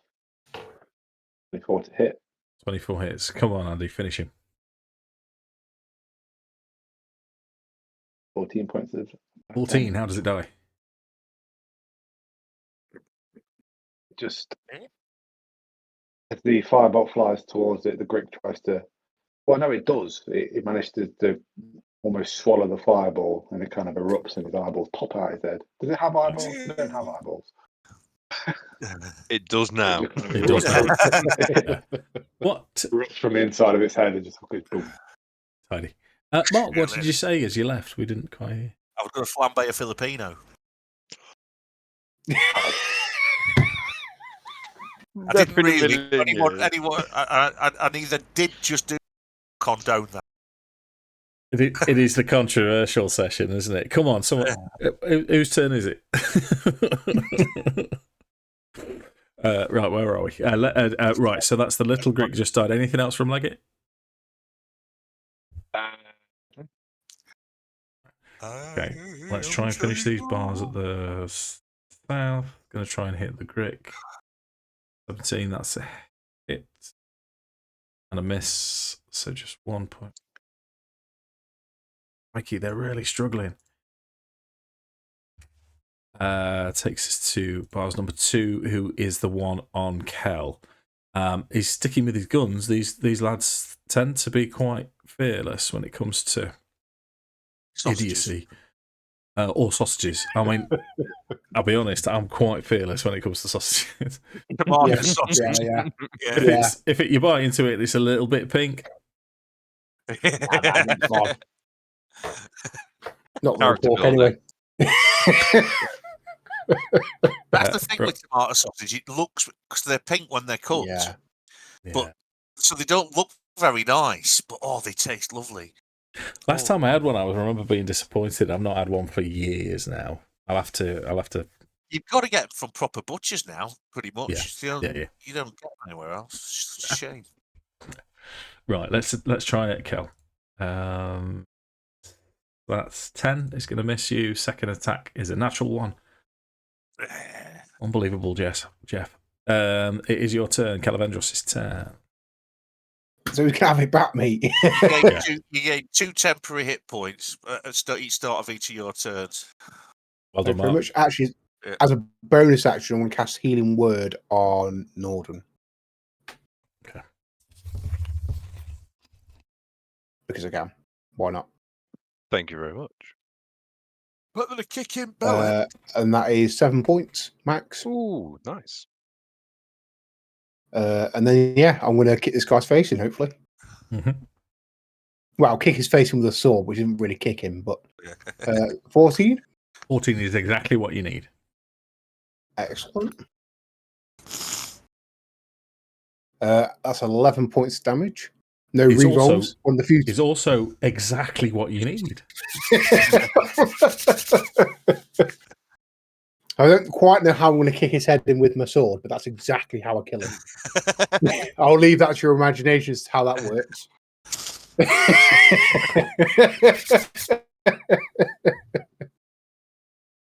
It for me, it would involve some kind of fancy ass maneuver where you actually swing in your sword and you're kind of missing, but as part of your maneuver with your half elven heritage, you manage to spin it round, stop it with your boot, and then push your boot forwards and perhaps put the pommel through his chin or something. I don't know. Works for me. Yeah. Anything else from you then, dude?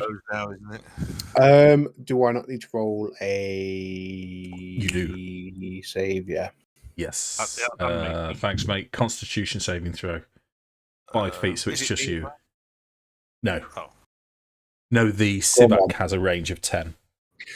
Yeah, there's the historic failing on these checks. That's an 8. Yeah. You need to find a spell that, heroism is a brilliant one for the Sivaks. You need to figure something else for. So that's you done, pretty much. I'm guessing. Yeah. Well, yeah. I can't move, can I? No.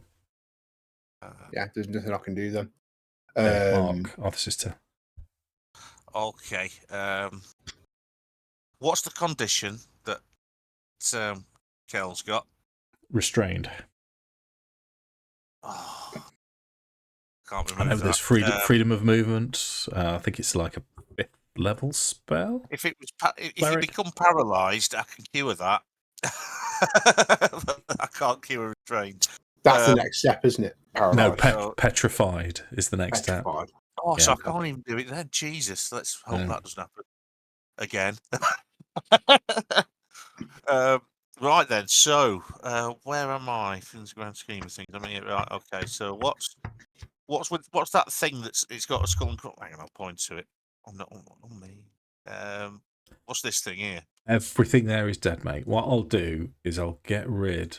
The only things that are still fighting in the bizarre encounter is, as I was reading through this, I had no idea how the encounter was going to go.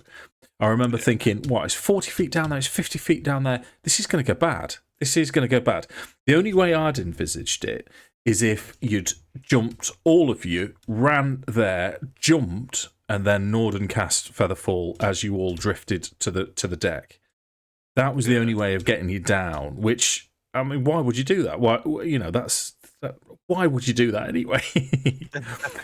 And the encounter says that these Grick pop out. So I was thinking, right, okay, so they're just going to end up fighting each other. And that is what seems to be happening, Mark. You've got a Grick squared off against 2 Bars Draconians, and it looks reasonably evenly matched. But they're both combatants, obviously. Yeah, what I shall do is I'm going to move in a bit. I can move. In fact, I can get right up to him. Yeah. I'm going to hit him in the face. Okay, the bar's in front of you, yep. Yeah, I haven't got any hamsters left, so I've got to do it normally. Well, 22 hits. What I was going to say, because strictly speaking, you're flanking against the other Grick, so I was quite happy for you to see if you do get a crit mark, if you want to roll it. Just... Yeah, I most certainly will, yeah. So what I'm hearing is this went from a 2-on-1 wrestling match to a tag team match. Got it. Right, so it's normal one. 7. Okay. No, so it's the Grick's turn. The Grick is going to continue to try and latch onto this bars.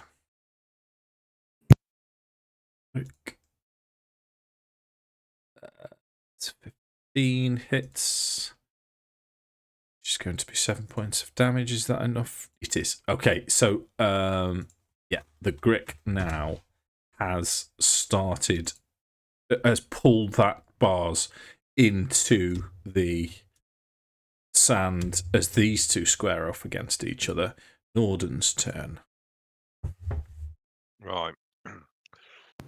I'm going to let my concentration fall on the grasping hand, Maximilian's Earthen Grip, because I don't have the range for it. And then I'm going to throw a firebolt at this Draconian Baz. Okay, go for it.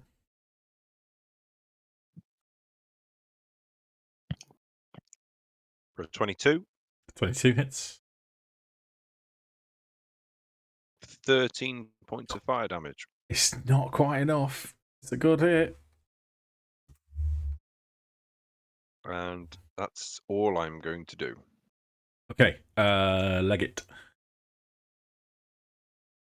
Right, so I'm going to move to the edge here. And then how far can I jump? You can't jump 50 feet down. How deep is your? I was gonna yell to Cal if he could catch me. Catch me, Cal. You're gonna have to toss me. I'm restrained. I hate to break it to you, but that draconian killing that draconian was I should have stepped back really and done something at rage because I'm now restrained. Your arms restrained. I just want to be like a baby. I mean, Dave might let me have a check, but yep. So what we'll do is okay, let's make this interesting. What we're going to do, I'm going to give you a DC of 30, but you're both going to get to roll. So for I want an acrobatics from Leggit and an athletics from Kel. And if your combined scores are greater than 30, then you have some kind of tender moment where Leggit jumps into Kel's arm. Yeah. But I'll go. 17, you've done your bit. This ain't our first rodeo, I don't think. Come on. No. I'm sorry, mate. I don't think I've got anything that let me re-roll that either, if I'm honest. Have a quick look. No. Short by 2. Don't have divine intervention, so I can't do it with that because I'm not a cleric. That's such a shame. It is. I'm just going to grab a drink. How does this look, Dave? Yeah, sorry, mate. I've let you down. To be fair, though, it does make sense. I am starting to turn stone. Yeah. So as you shout, "Catch me," Kel, what you've not taken into consideration is the fact that Kel's feet are planted, so we can't pivot, as Ross Geller would say, that pivot. So there's no pivot. So as Kel tries to spin round, he hasn't got enough momentum. You're only 2 off. So all I'm going to get you to do is roll 2d6, and you can take that as damage. In fact, I'll add 2 to it just as the 2d6 plus 2 damage as you land awkwardly. So 11 points of damage. So I don't land in Cal's arms at all. He grabs you and sort of stops you from hitting the. In fact, you land into him. and then fall to the deck. But he can't spin around to grab you. So you are here. So Kel just took a Leggit to the face, is what I'm seeing in my head. Yeah. Went to catch me in his arms, and it was like, Me playing cricket. I've got it. I hate cricket. So it has a bonus action to take firebolt heave against the ball. Yeah, you can do, mate.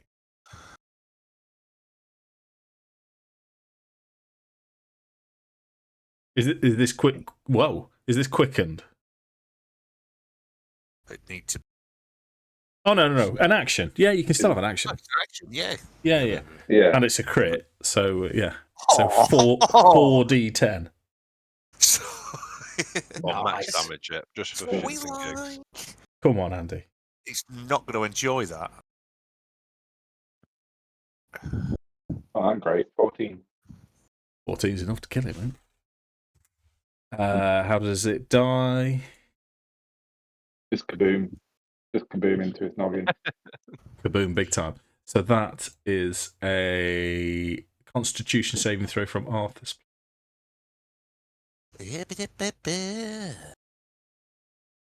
Which the Grick passes. 19. You pass as well. So that's the bars. Takes us to Kel. Big roll, mate. yep. No pressure. Historically, don't do well on these. Nope, that's 10. Yeah, you're petrified. Turn to stone. It is Arthas's turn with this Grick in front of you now, and it's thrashing wildly, crawling over the bars to get to you. I'm going to twat it. Okay. In fact, let me think what I can do here. Hang on. I should have been thinking about this one. It's me. As a bonus action, I'm going to cast Spiritual Weapon. So you get to see a immensely shiny, beautiful looking greatsword appear. And if you look really closely, you can see the faintest outline of an ethereal knight holding it. Nice. And I believe I can attack with it. Is that correct? Correct. So I'm going to hit it with the spiritual weapon. Well, you need to attack first, Mark. Yeah, attacking would be handy, wouldn't it? Natural 20. Nice. So, yeah. And I rolled 8, so that's... what It's would gonna my dice roll be? It'll be another D8. So if you just roll D8 now, add it to that 8.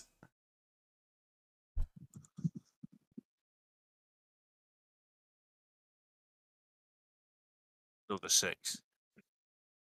Okay, 14. And then for my action, is enough to kill it. Oh. That's smart. In that case, bonus action. I've not moved, so I'll move in and I'll hit the guy that's not dead. Everything's dead, Mark. You killed it with your spiritual weapon, Mark. Even Peterson. Yeah. Even Peterson. Mark, dead. Everything is. Even Rimmer. So the opposite one where... sorry. Go on. So do you remember the episode where the exact opposite happens when Rimmer's on the ship and everyone's alive? No, I don't remember that, actually. Everyone is alive, Dave. Everyone's alive, Arnold. What, even Peterson? Everyone's alive. Was that one of the later ones? It's one of the newest ones, yeah. I've not seen them. I've got a few of them on... take next time you come down. Yeah, they'll be on something, Mark. They are good. Are they? Right, so I think that's me done. But everything's dead, isn't it? Everything's dead. Yeah, so that last Grick, as you kill it, it sort of slithers back into this sand. So this sand here now, as you stood looking to see if anything else is going to launch out at you, you can see it swallowed the Grick. And and it's quicksand, which was another feature of this particular encounter. But now that the I'm combat's right on over, the I'm not. edge of it. Look how close I am to it. Yeah. I just removed the other things just to make sure that you'd not actually stepped into it. But yeah, you sink 3 feet as soon as you step into it. But yeah, we'll avoid that. So I'm going to call back as soon as that dies and I realise everything's dead. I'm going to call back and shout, "Is everyone okay? Everything's dead down here." Kel's a rock again. We do know from experience that it wears off quite quickly, don't we? you do, yeah. It takes a minute, in fact. We'll just sit around for a minute until Nordan will be sat with his feet hanging off the edge of the 50-foot drop, throwing stones at Kel.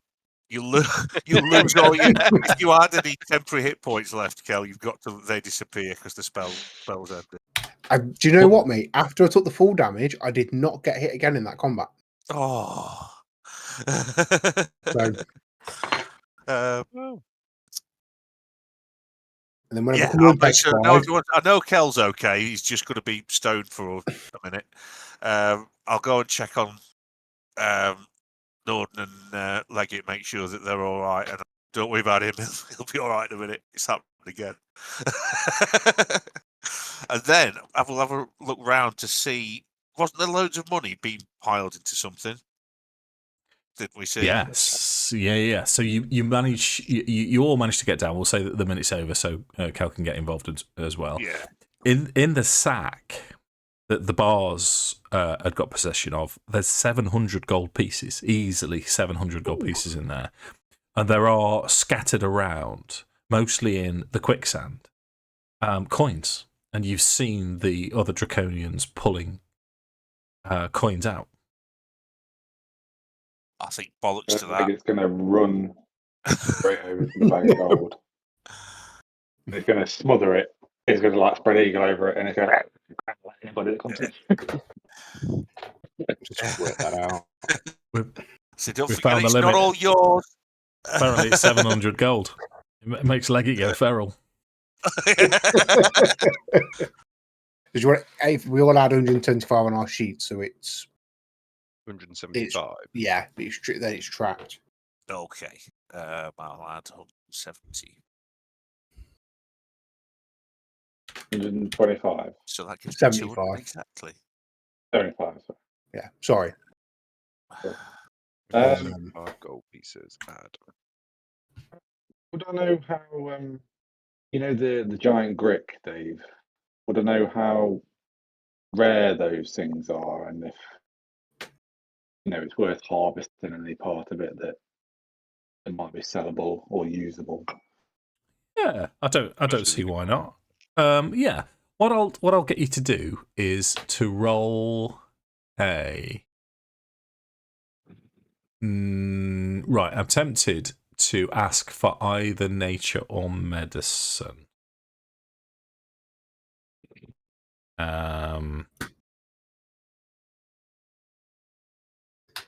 You choose. I'll take nature. Yeah.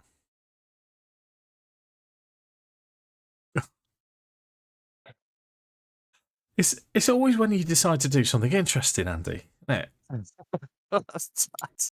Can you just come up with mundane ideas and then roll natural 20s all session? Leggit will get his end away. Guarantee it.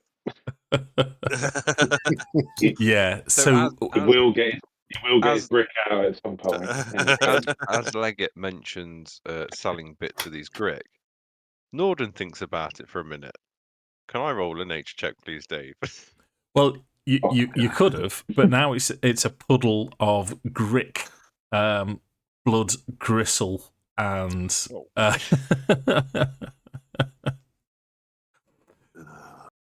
What about the carapace?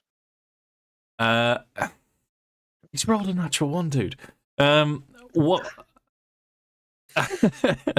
What I'm tempted to hold up. What I'm tempted to I'm looking right at you, Tom. But 1 second. As a natural 1, what I'm thinking is he's just sort of humming to himself, and you sort of see now he's sort of la la la la, just chopping this thing up willy nilly, as it's some kind of child's play, sick, twisted, and he's la la, covered in blood and gore, and just turns around. I'm here, la la, and carries on chopping it up. It's just And now we're in Strahd. I was just going to suggest that I was throwing Barovia rocks descend back. upon you. I was going to suggest that I was throwing rocks back at Nordan as revenge for them being thrown at him when he was petrified, and that's what put Nordan off. Constantly being hit in the head by stones. So there's some good eating here, is all I'd say to you. But you've not managed to salvage anything from the carcasses. Never say no to some. Shame, because the last album was really good. You can eat it. Tastes like shit. Can I walk? Yeah. Can I walk the circumference of the quicksand pit and just look in to see if I can see anything other than coins?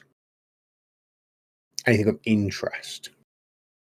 I could theoretically do detect magic. Is it detect magic I've got?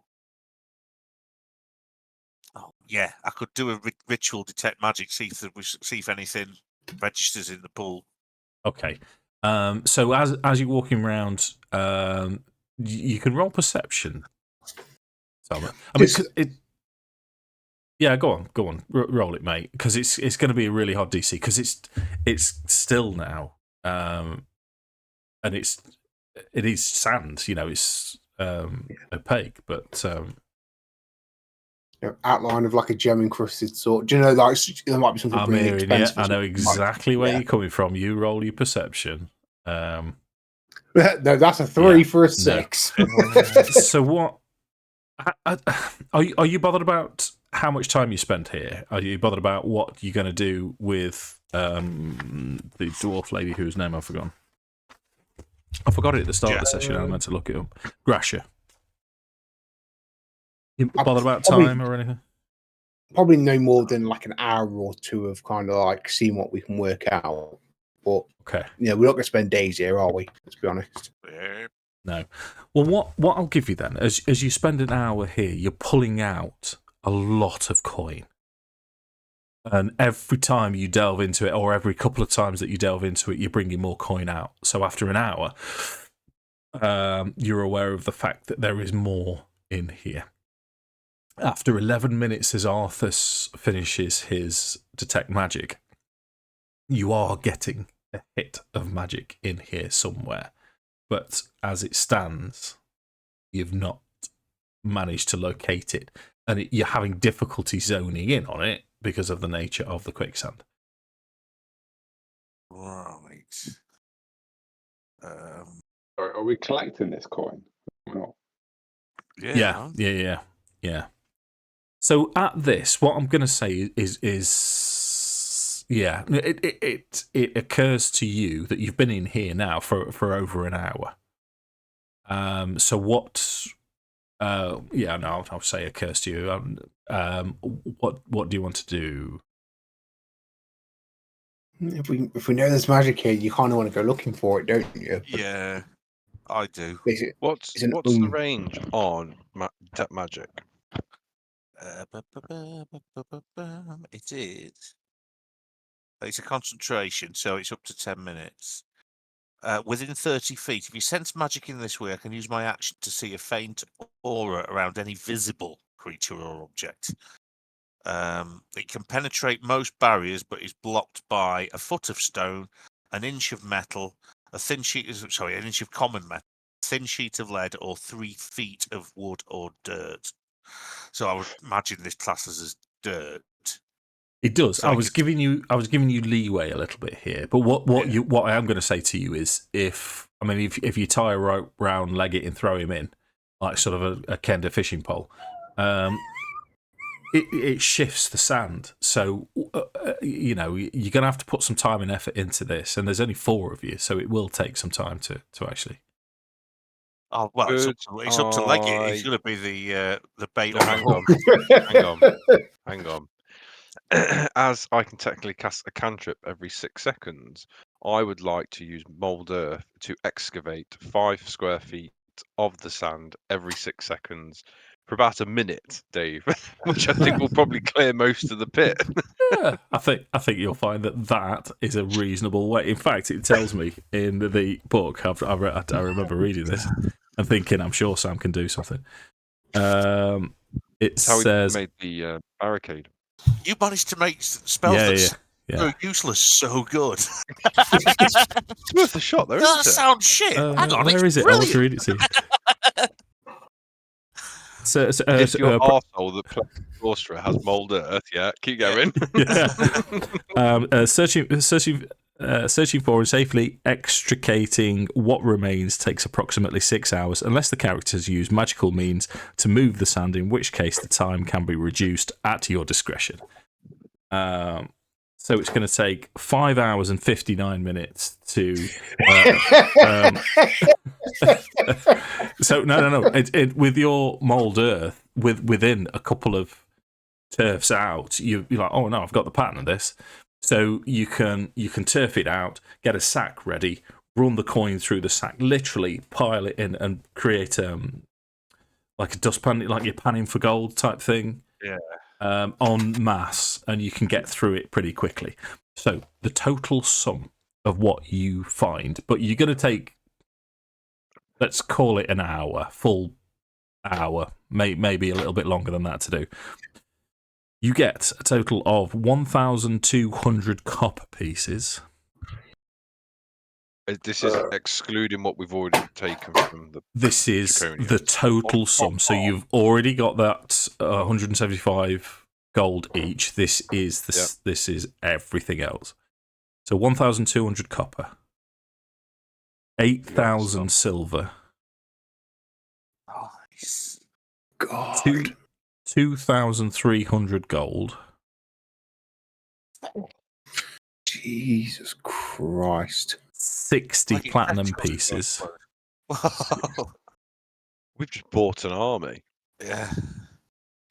You find assorted gems, 12 of them worth 50 gold pieces each.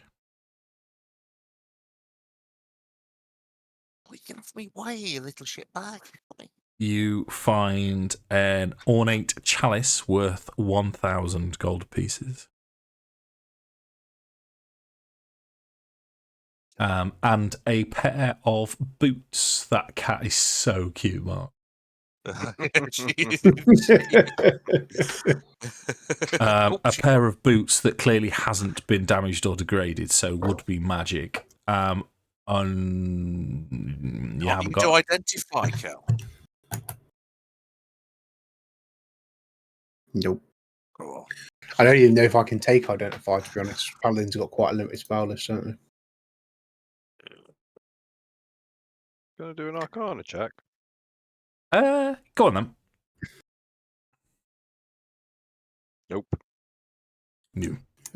We're not doing well tonight. What? So it'll be short rest.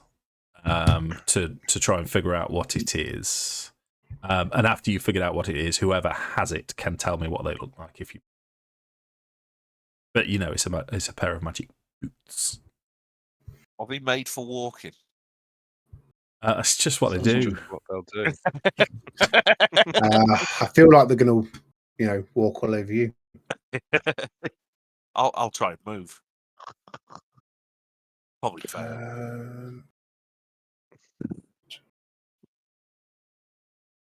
So what do you want to do? Wrap up the session. We've got about 10 minutes left. Yeah. I think it's head back to the dwarves, isn't it? Because Yeah, we've checked this room now, haven't we?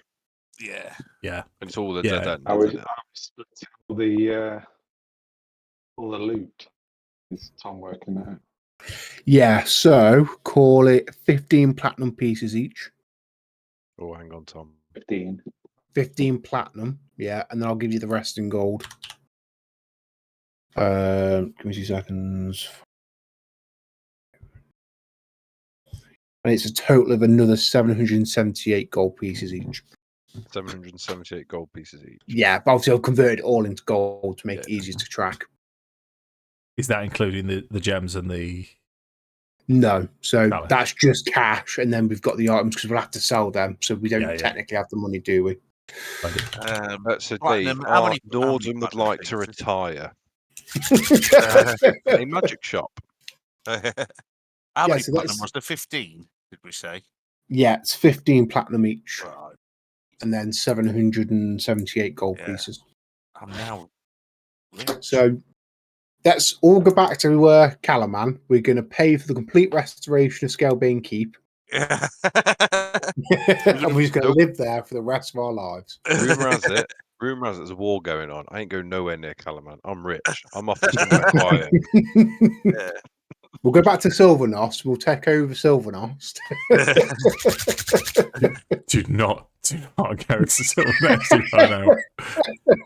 There's bad shit. There's bad shit in Silvernost. Yeah, there is. I'll have to pretend I don't know, because I don't know in game, but I do know what's there. So after a little while, you hear the attempts of an elderly dwarf lady trying to be stealthy as she's coming into the cave. Morning. Yeah, sorry, we're just getting rich here. Sorry, love. We'll be 1 second. And she'll say, "Oh no, it's no." She was Scottish, wasn't she? Yeah. It's no bother, hen. I just wanted to make sure you're okay. Looks like you've come out of this favourably. Oh, have you cleared the whole cave? That's amazing. Yeah. Don't go in the sand. It's real bad. No, we've dumped the sand out. I don't think the quicksand exists anymore. Oh yeah. Feel free to swim in the pit hole. We've made you a lovely swimming pool as a just have to bring some water in. Yeah. So she'll say to this, you guys haven't really noticed yet, just because I've decided.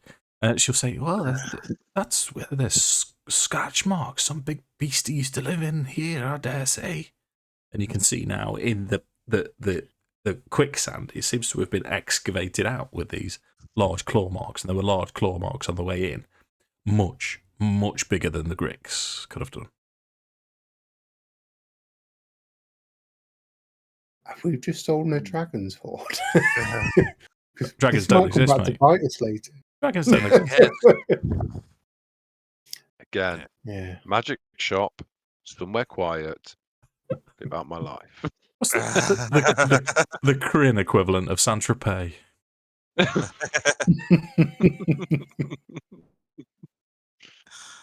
Got a joke. I'm gonna go buy myself a valley in Wales. We'll go to Kender home. Leggit can get all the ladies he wants. Or Leggit's going to dress himself up like a pimp. Tavern. He's going to get himself a nice cane with a nice jewel on top. And just go from tavern to tavern, just spinning tall tales until he finally. What's your joke, Mark? Fella's in the pub, right, and he sat with his mate, and he says, finishes his pint, because I'm going to have to go home. But he says, the wife didn't want me going out, she'll kill me as it is. He goes, well, if she's going to kill you anyway, you must have, So he eventually caves, and, a lot of pints later, he spews all over his jacket. And he goes, oh, the miss is going to fucking kill me. Bought me this yesterday. Not only, I'm so dead. And his mate goes, don't worry about it. I've still got a tenner. He goes, yeah. He goes, well, what you do is you say you're in the pub, some fella spews on your jacket, and he gave you a tenner for the dry cleaning. See?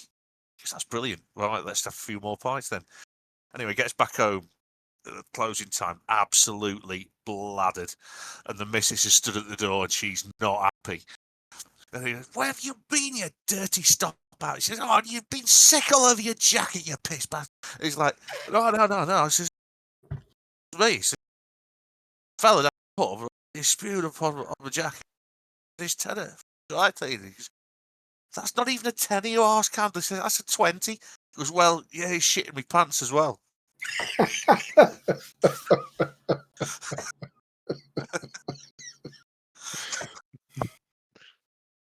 I mean, once again, you don't feel obliged to laugh. I mean, I have heard that before. Mark has told me that at least 4 times now. So I didn't know Dave knew it, but then again, everyone I know must know all my jokes by now, pretty much. Yeah. So let's wrap this up then. So where else do you want? What else we're doing? Well, we've accomplished here, haven't we? Did we speak to the dwarves about opening negotiations with the town? That's why we're here. So she suggested that this might make them a little bit more amenable to us, and then by virus negotiations. Yeah. I think. I could be wrong, but I'm pretty sure that's what we're doing down here. Yeah, I know that was the whole point of us coming here. Sounds reasonable. It wasn't just to get rich. Yeah, that's just a byproduct. That's just a Brucey A bonus. happy byproduct.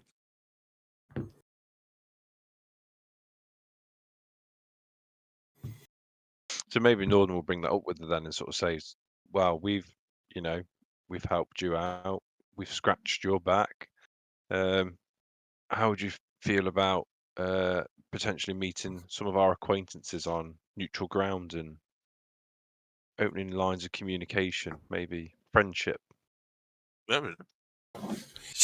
worst, a mutual defense alliance. So if one attacked one, you help each other out. Yeah. Okay. She'll want to know more. Who, where, allegiances, things like that. So let's start with. Go on then, yeah. No, it's all right, mate. What would you say? So he would say, we were asked not to reveal their location, so I must honour that agreement that we have with them.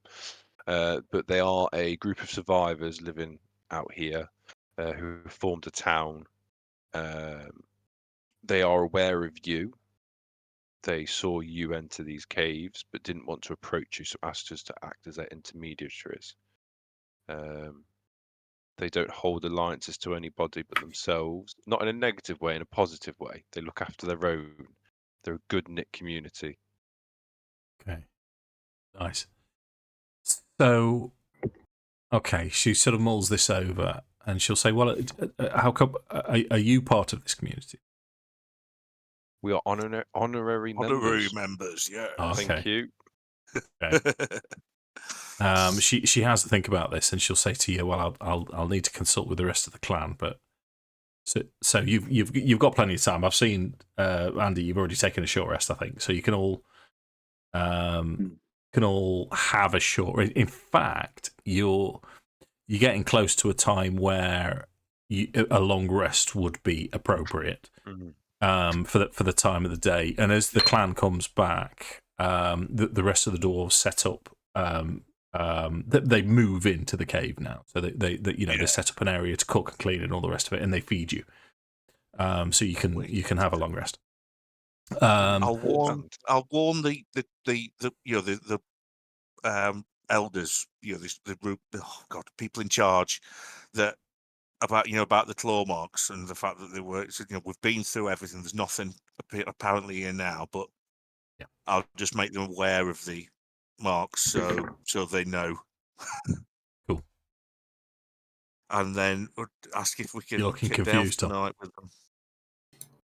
My hit points have just jumped up to 71, and I'm sure I didn't have 71 max before. Yeah, that was the what's it? The clay golem reduced you. Caution. Yeah. I want to say 56. Yeah, I was on 56. That's why I was there. Like, that's not right. So is that a long rest, Dave? It's a long rest, yeah. So as you're discussing this with Gresha, I'm going to ask you for a persuasion check then from Nordan.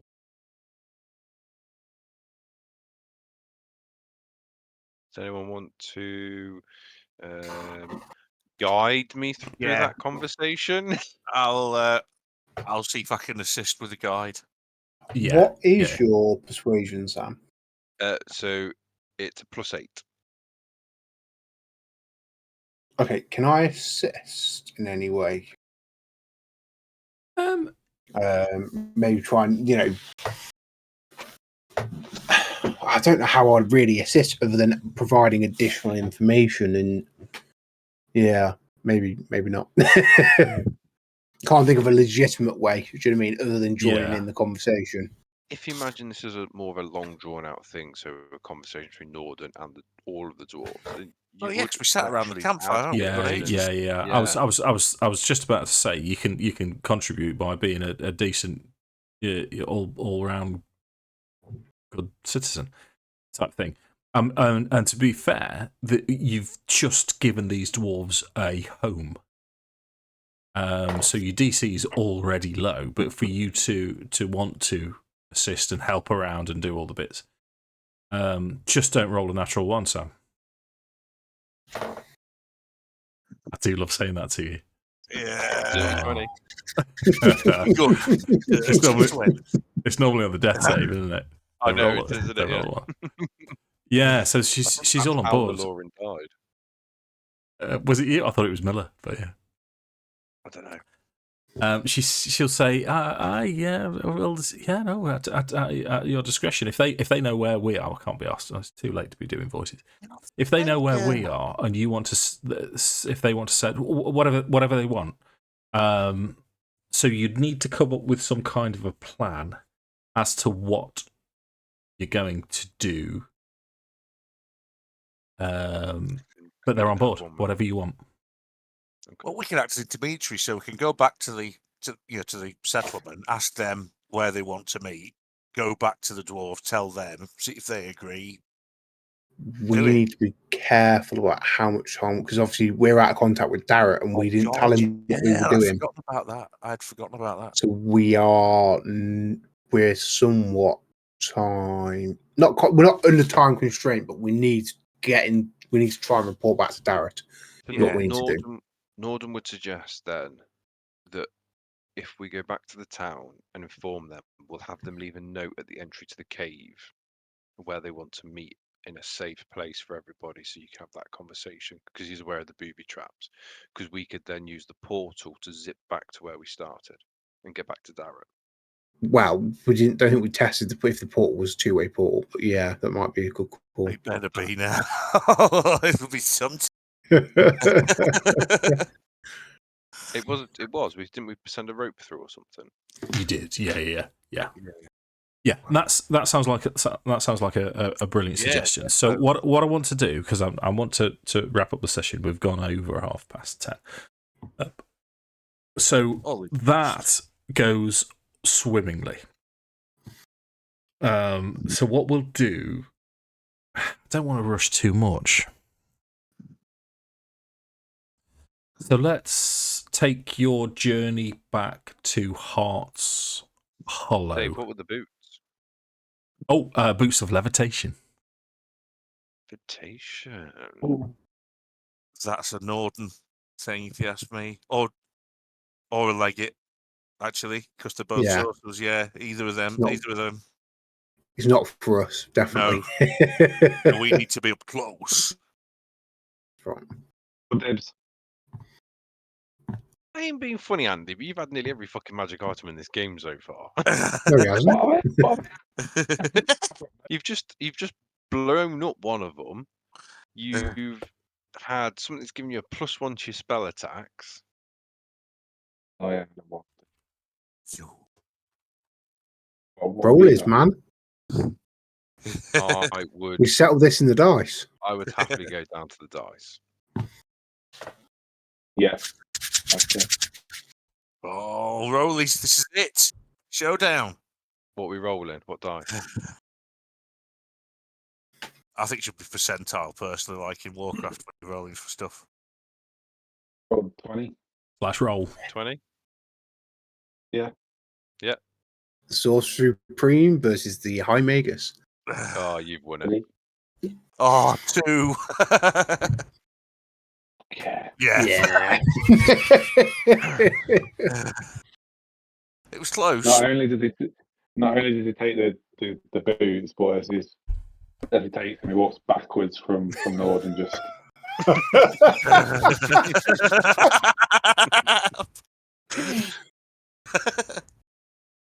To be fair, I'll spoil it, Leggit, and go bell end. Ultimate even if bellend. Nordan got them, Leggit would have still ended up with them. Let's be honest, he's a Kender. I'm genuinely devoted for you, Sam, because I thought you were a shoe-in for the boots of levitation. I know. I wanted them. And actually, not to our, the dice, but it would make more sense for me to have them because I don't hide like a rogue. The rogue can't hide if he's levitating. If he's floating in the middle of the air. I've got more hiding spots now. I can levitate over there. I can levitate over there. I can levitate behind that bloody stalactite. I don't know how they work. Yeah, so I'm done. I don't know. Do they actually work? Sorry, I know. I tried, Sam. I tried, mate. I know, Have you had any loot yet? No. I don't think Sam's had a thing. Nope. We'll get you, mate. We'll get you something. We'll buy you something, Sam. We'll buy you that gem of elemental summoning. No, thank you. I'm good. That'll TPK the party. Well, if you're going back to Hearts Hollow, we'll pick it up. What we'll say is we'll end the session as you're about to enter the town again.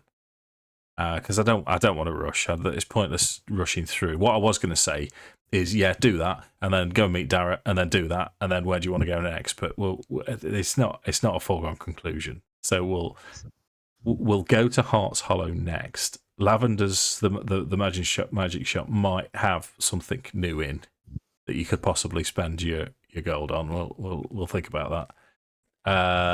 But the plan as it stands, just to give me something to plan for next time, would be to negotiations with Hearts Hollow, and then you're going to leave it up to them to make first contact or second contact.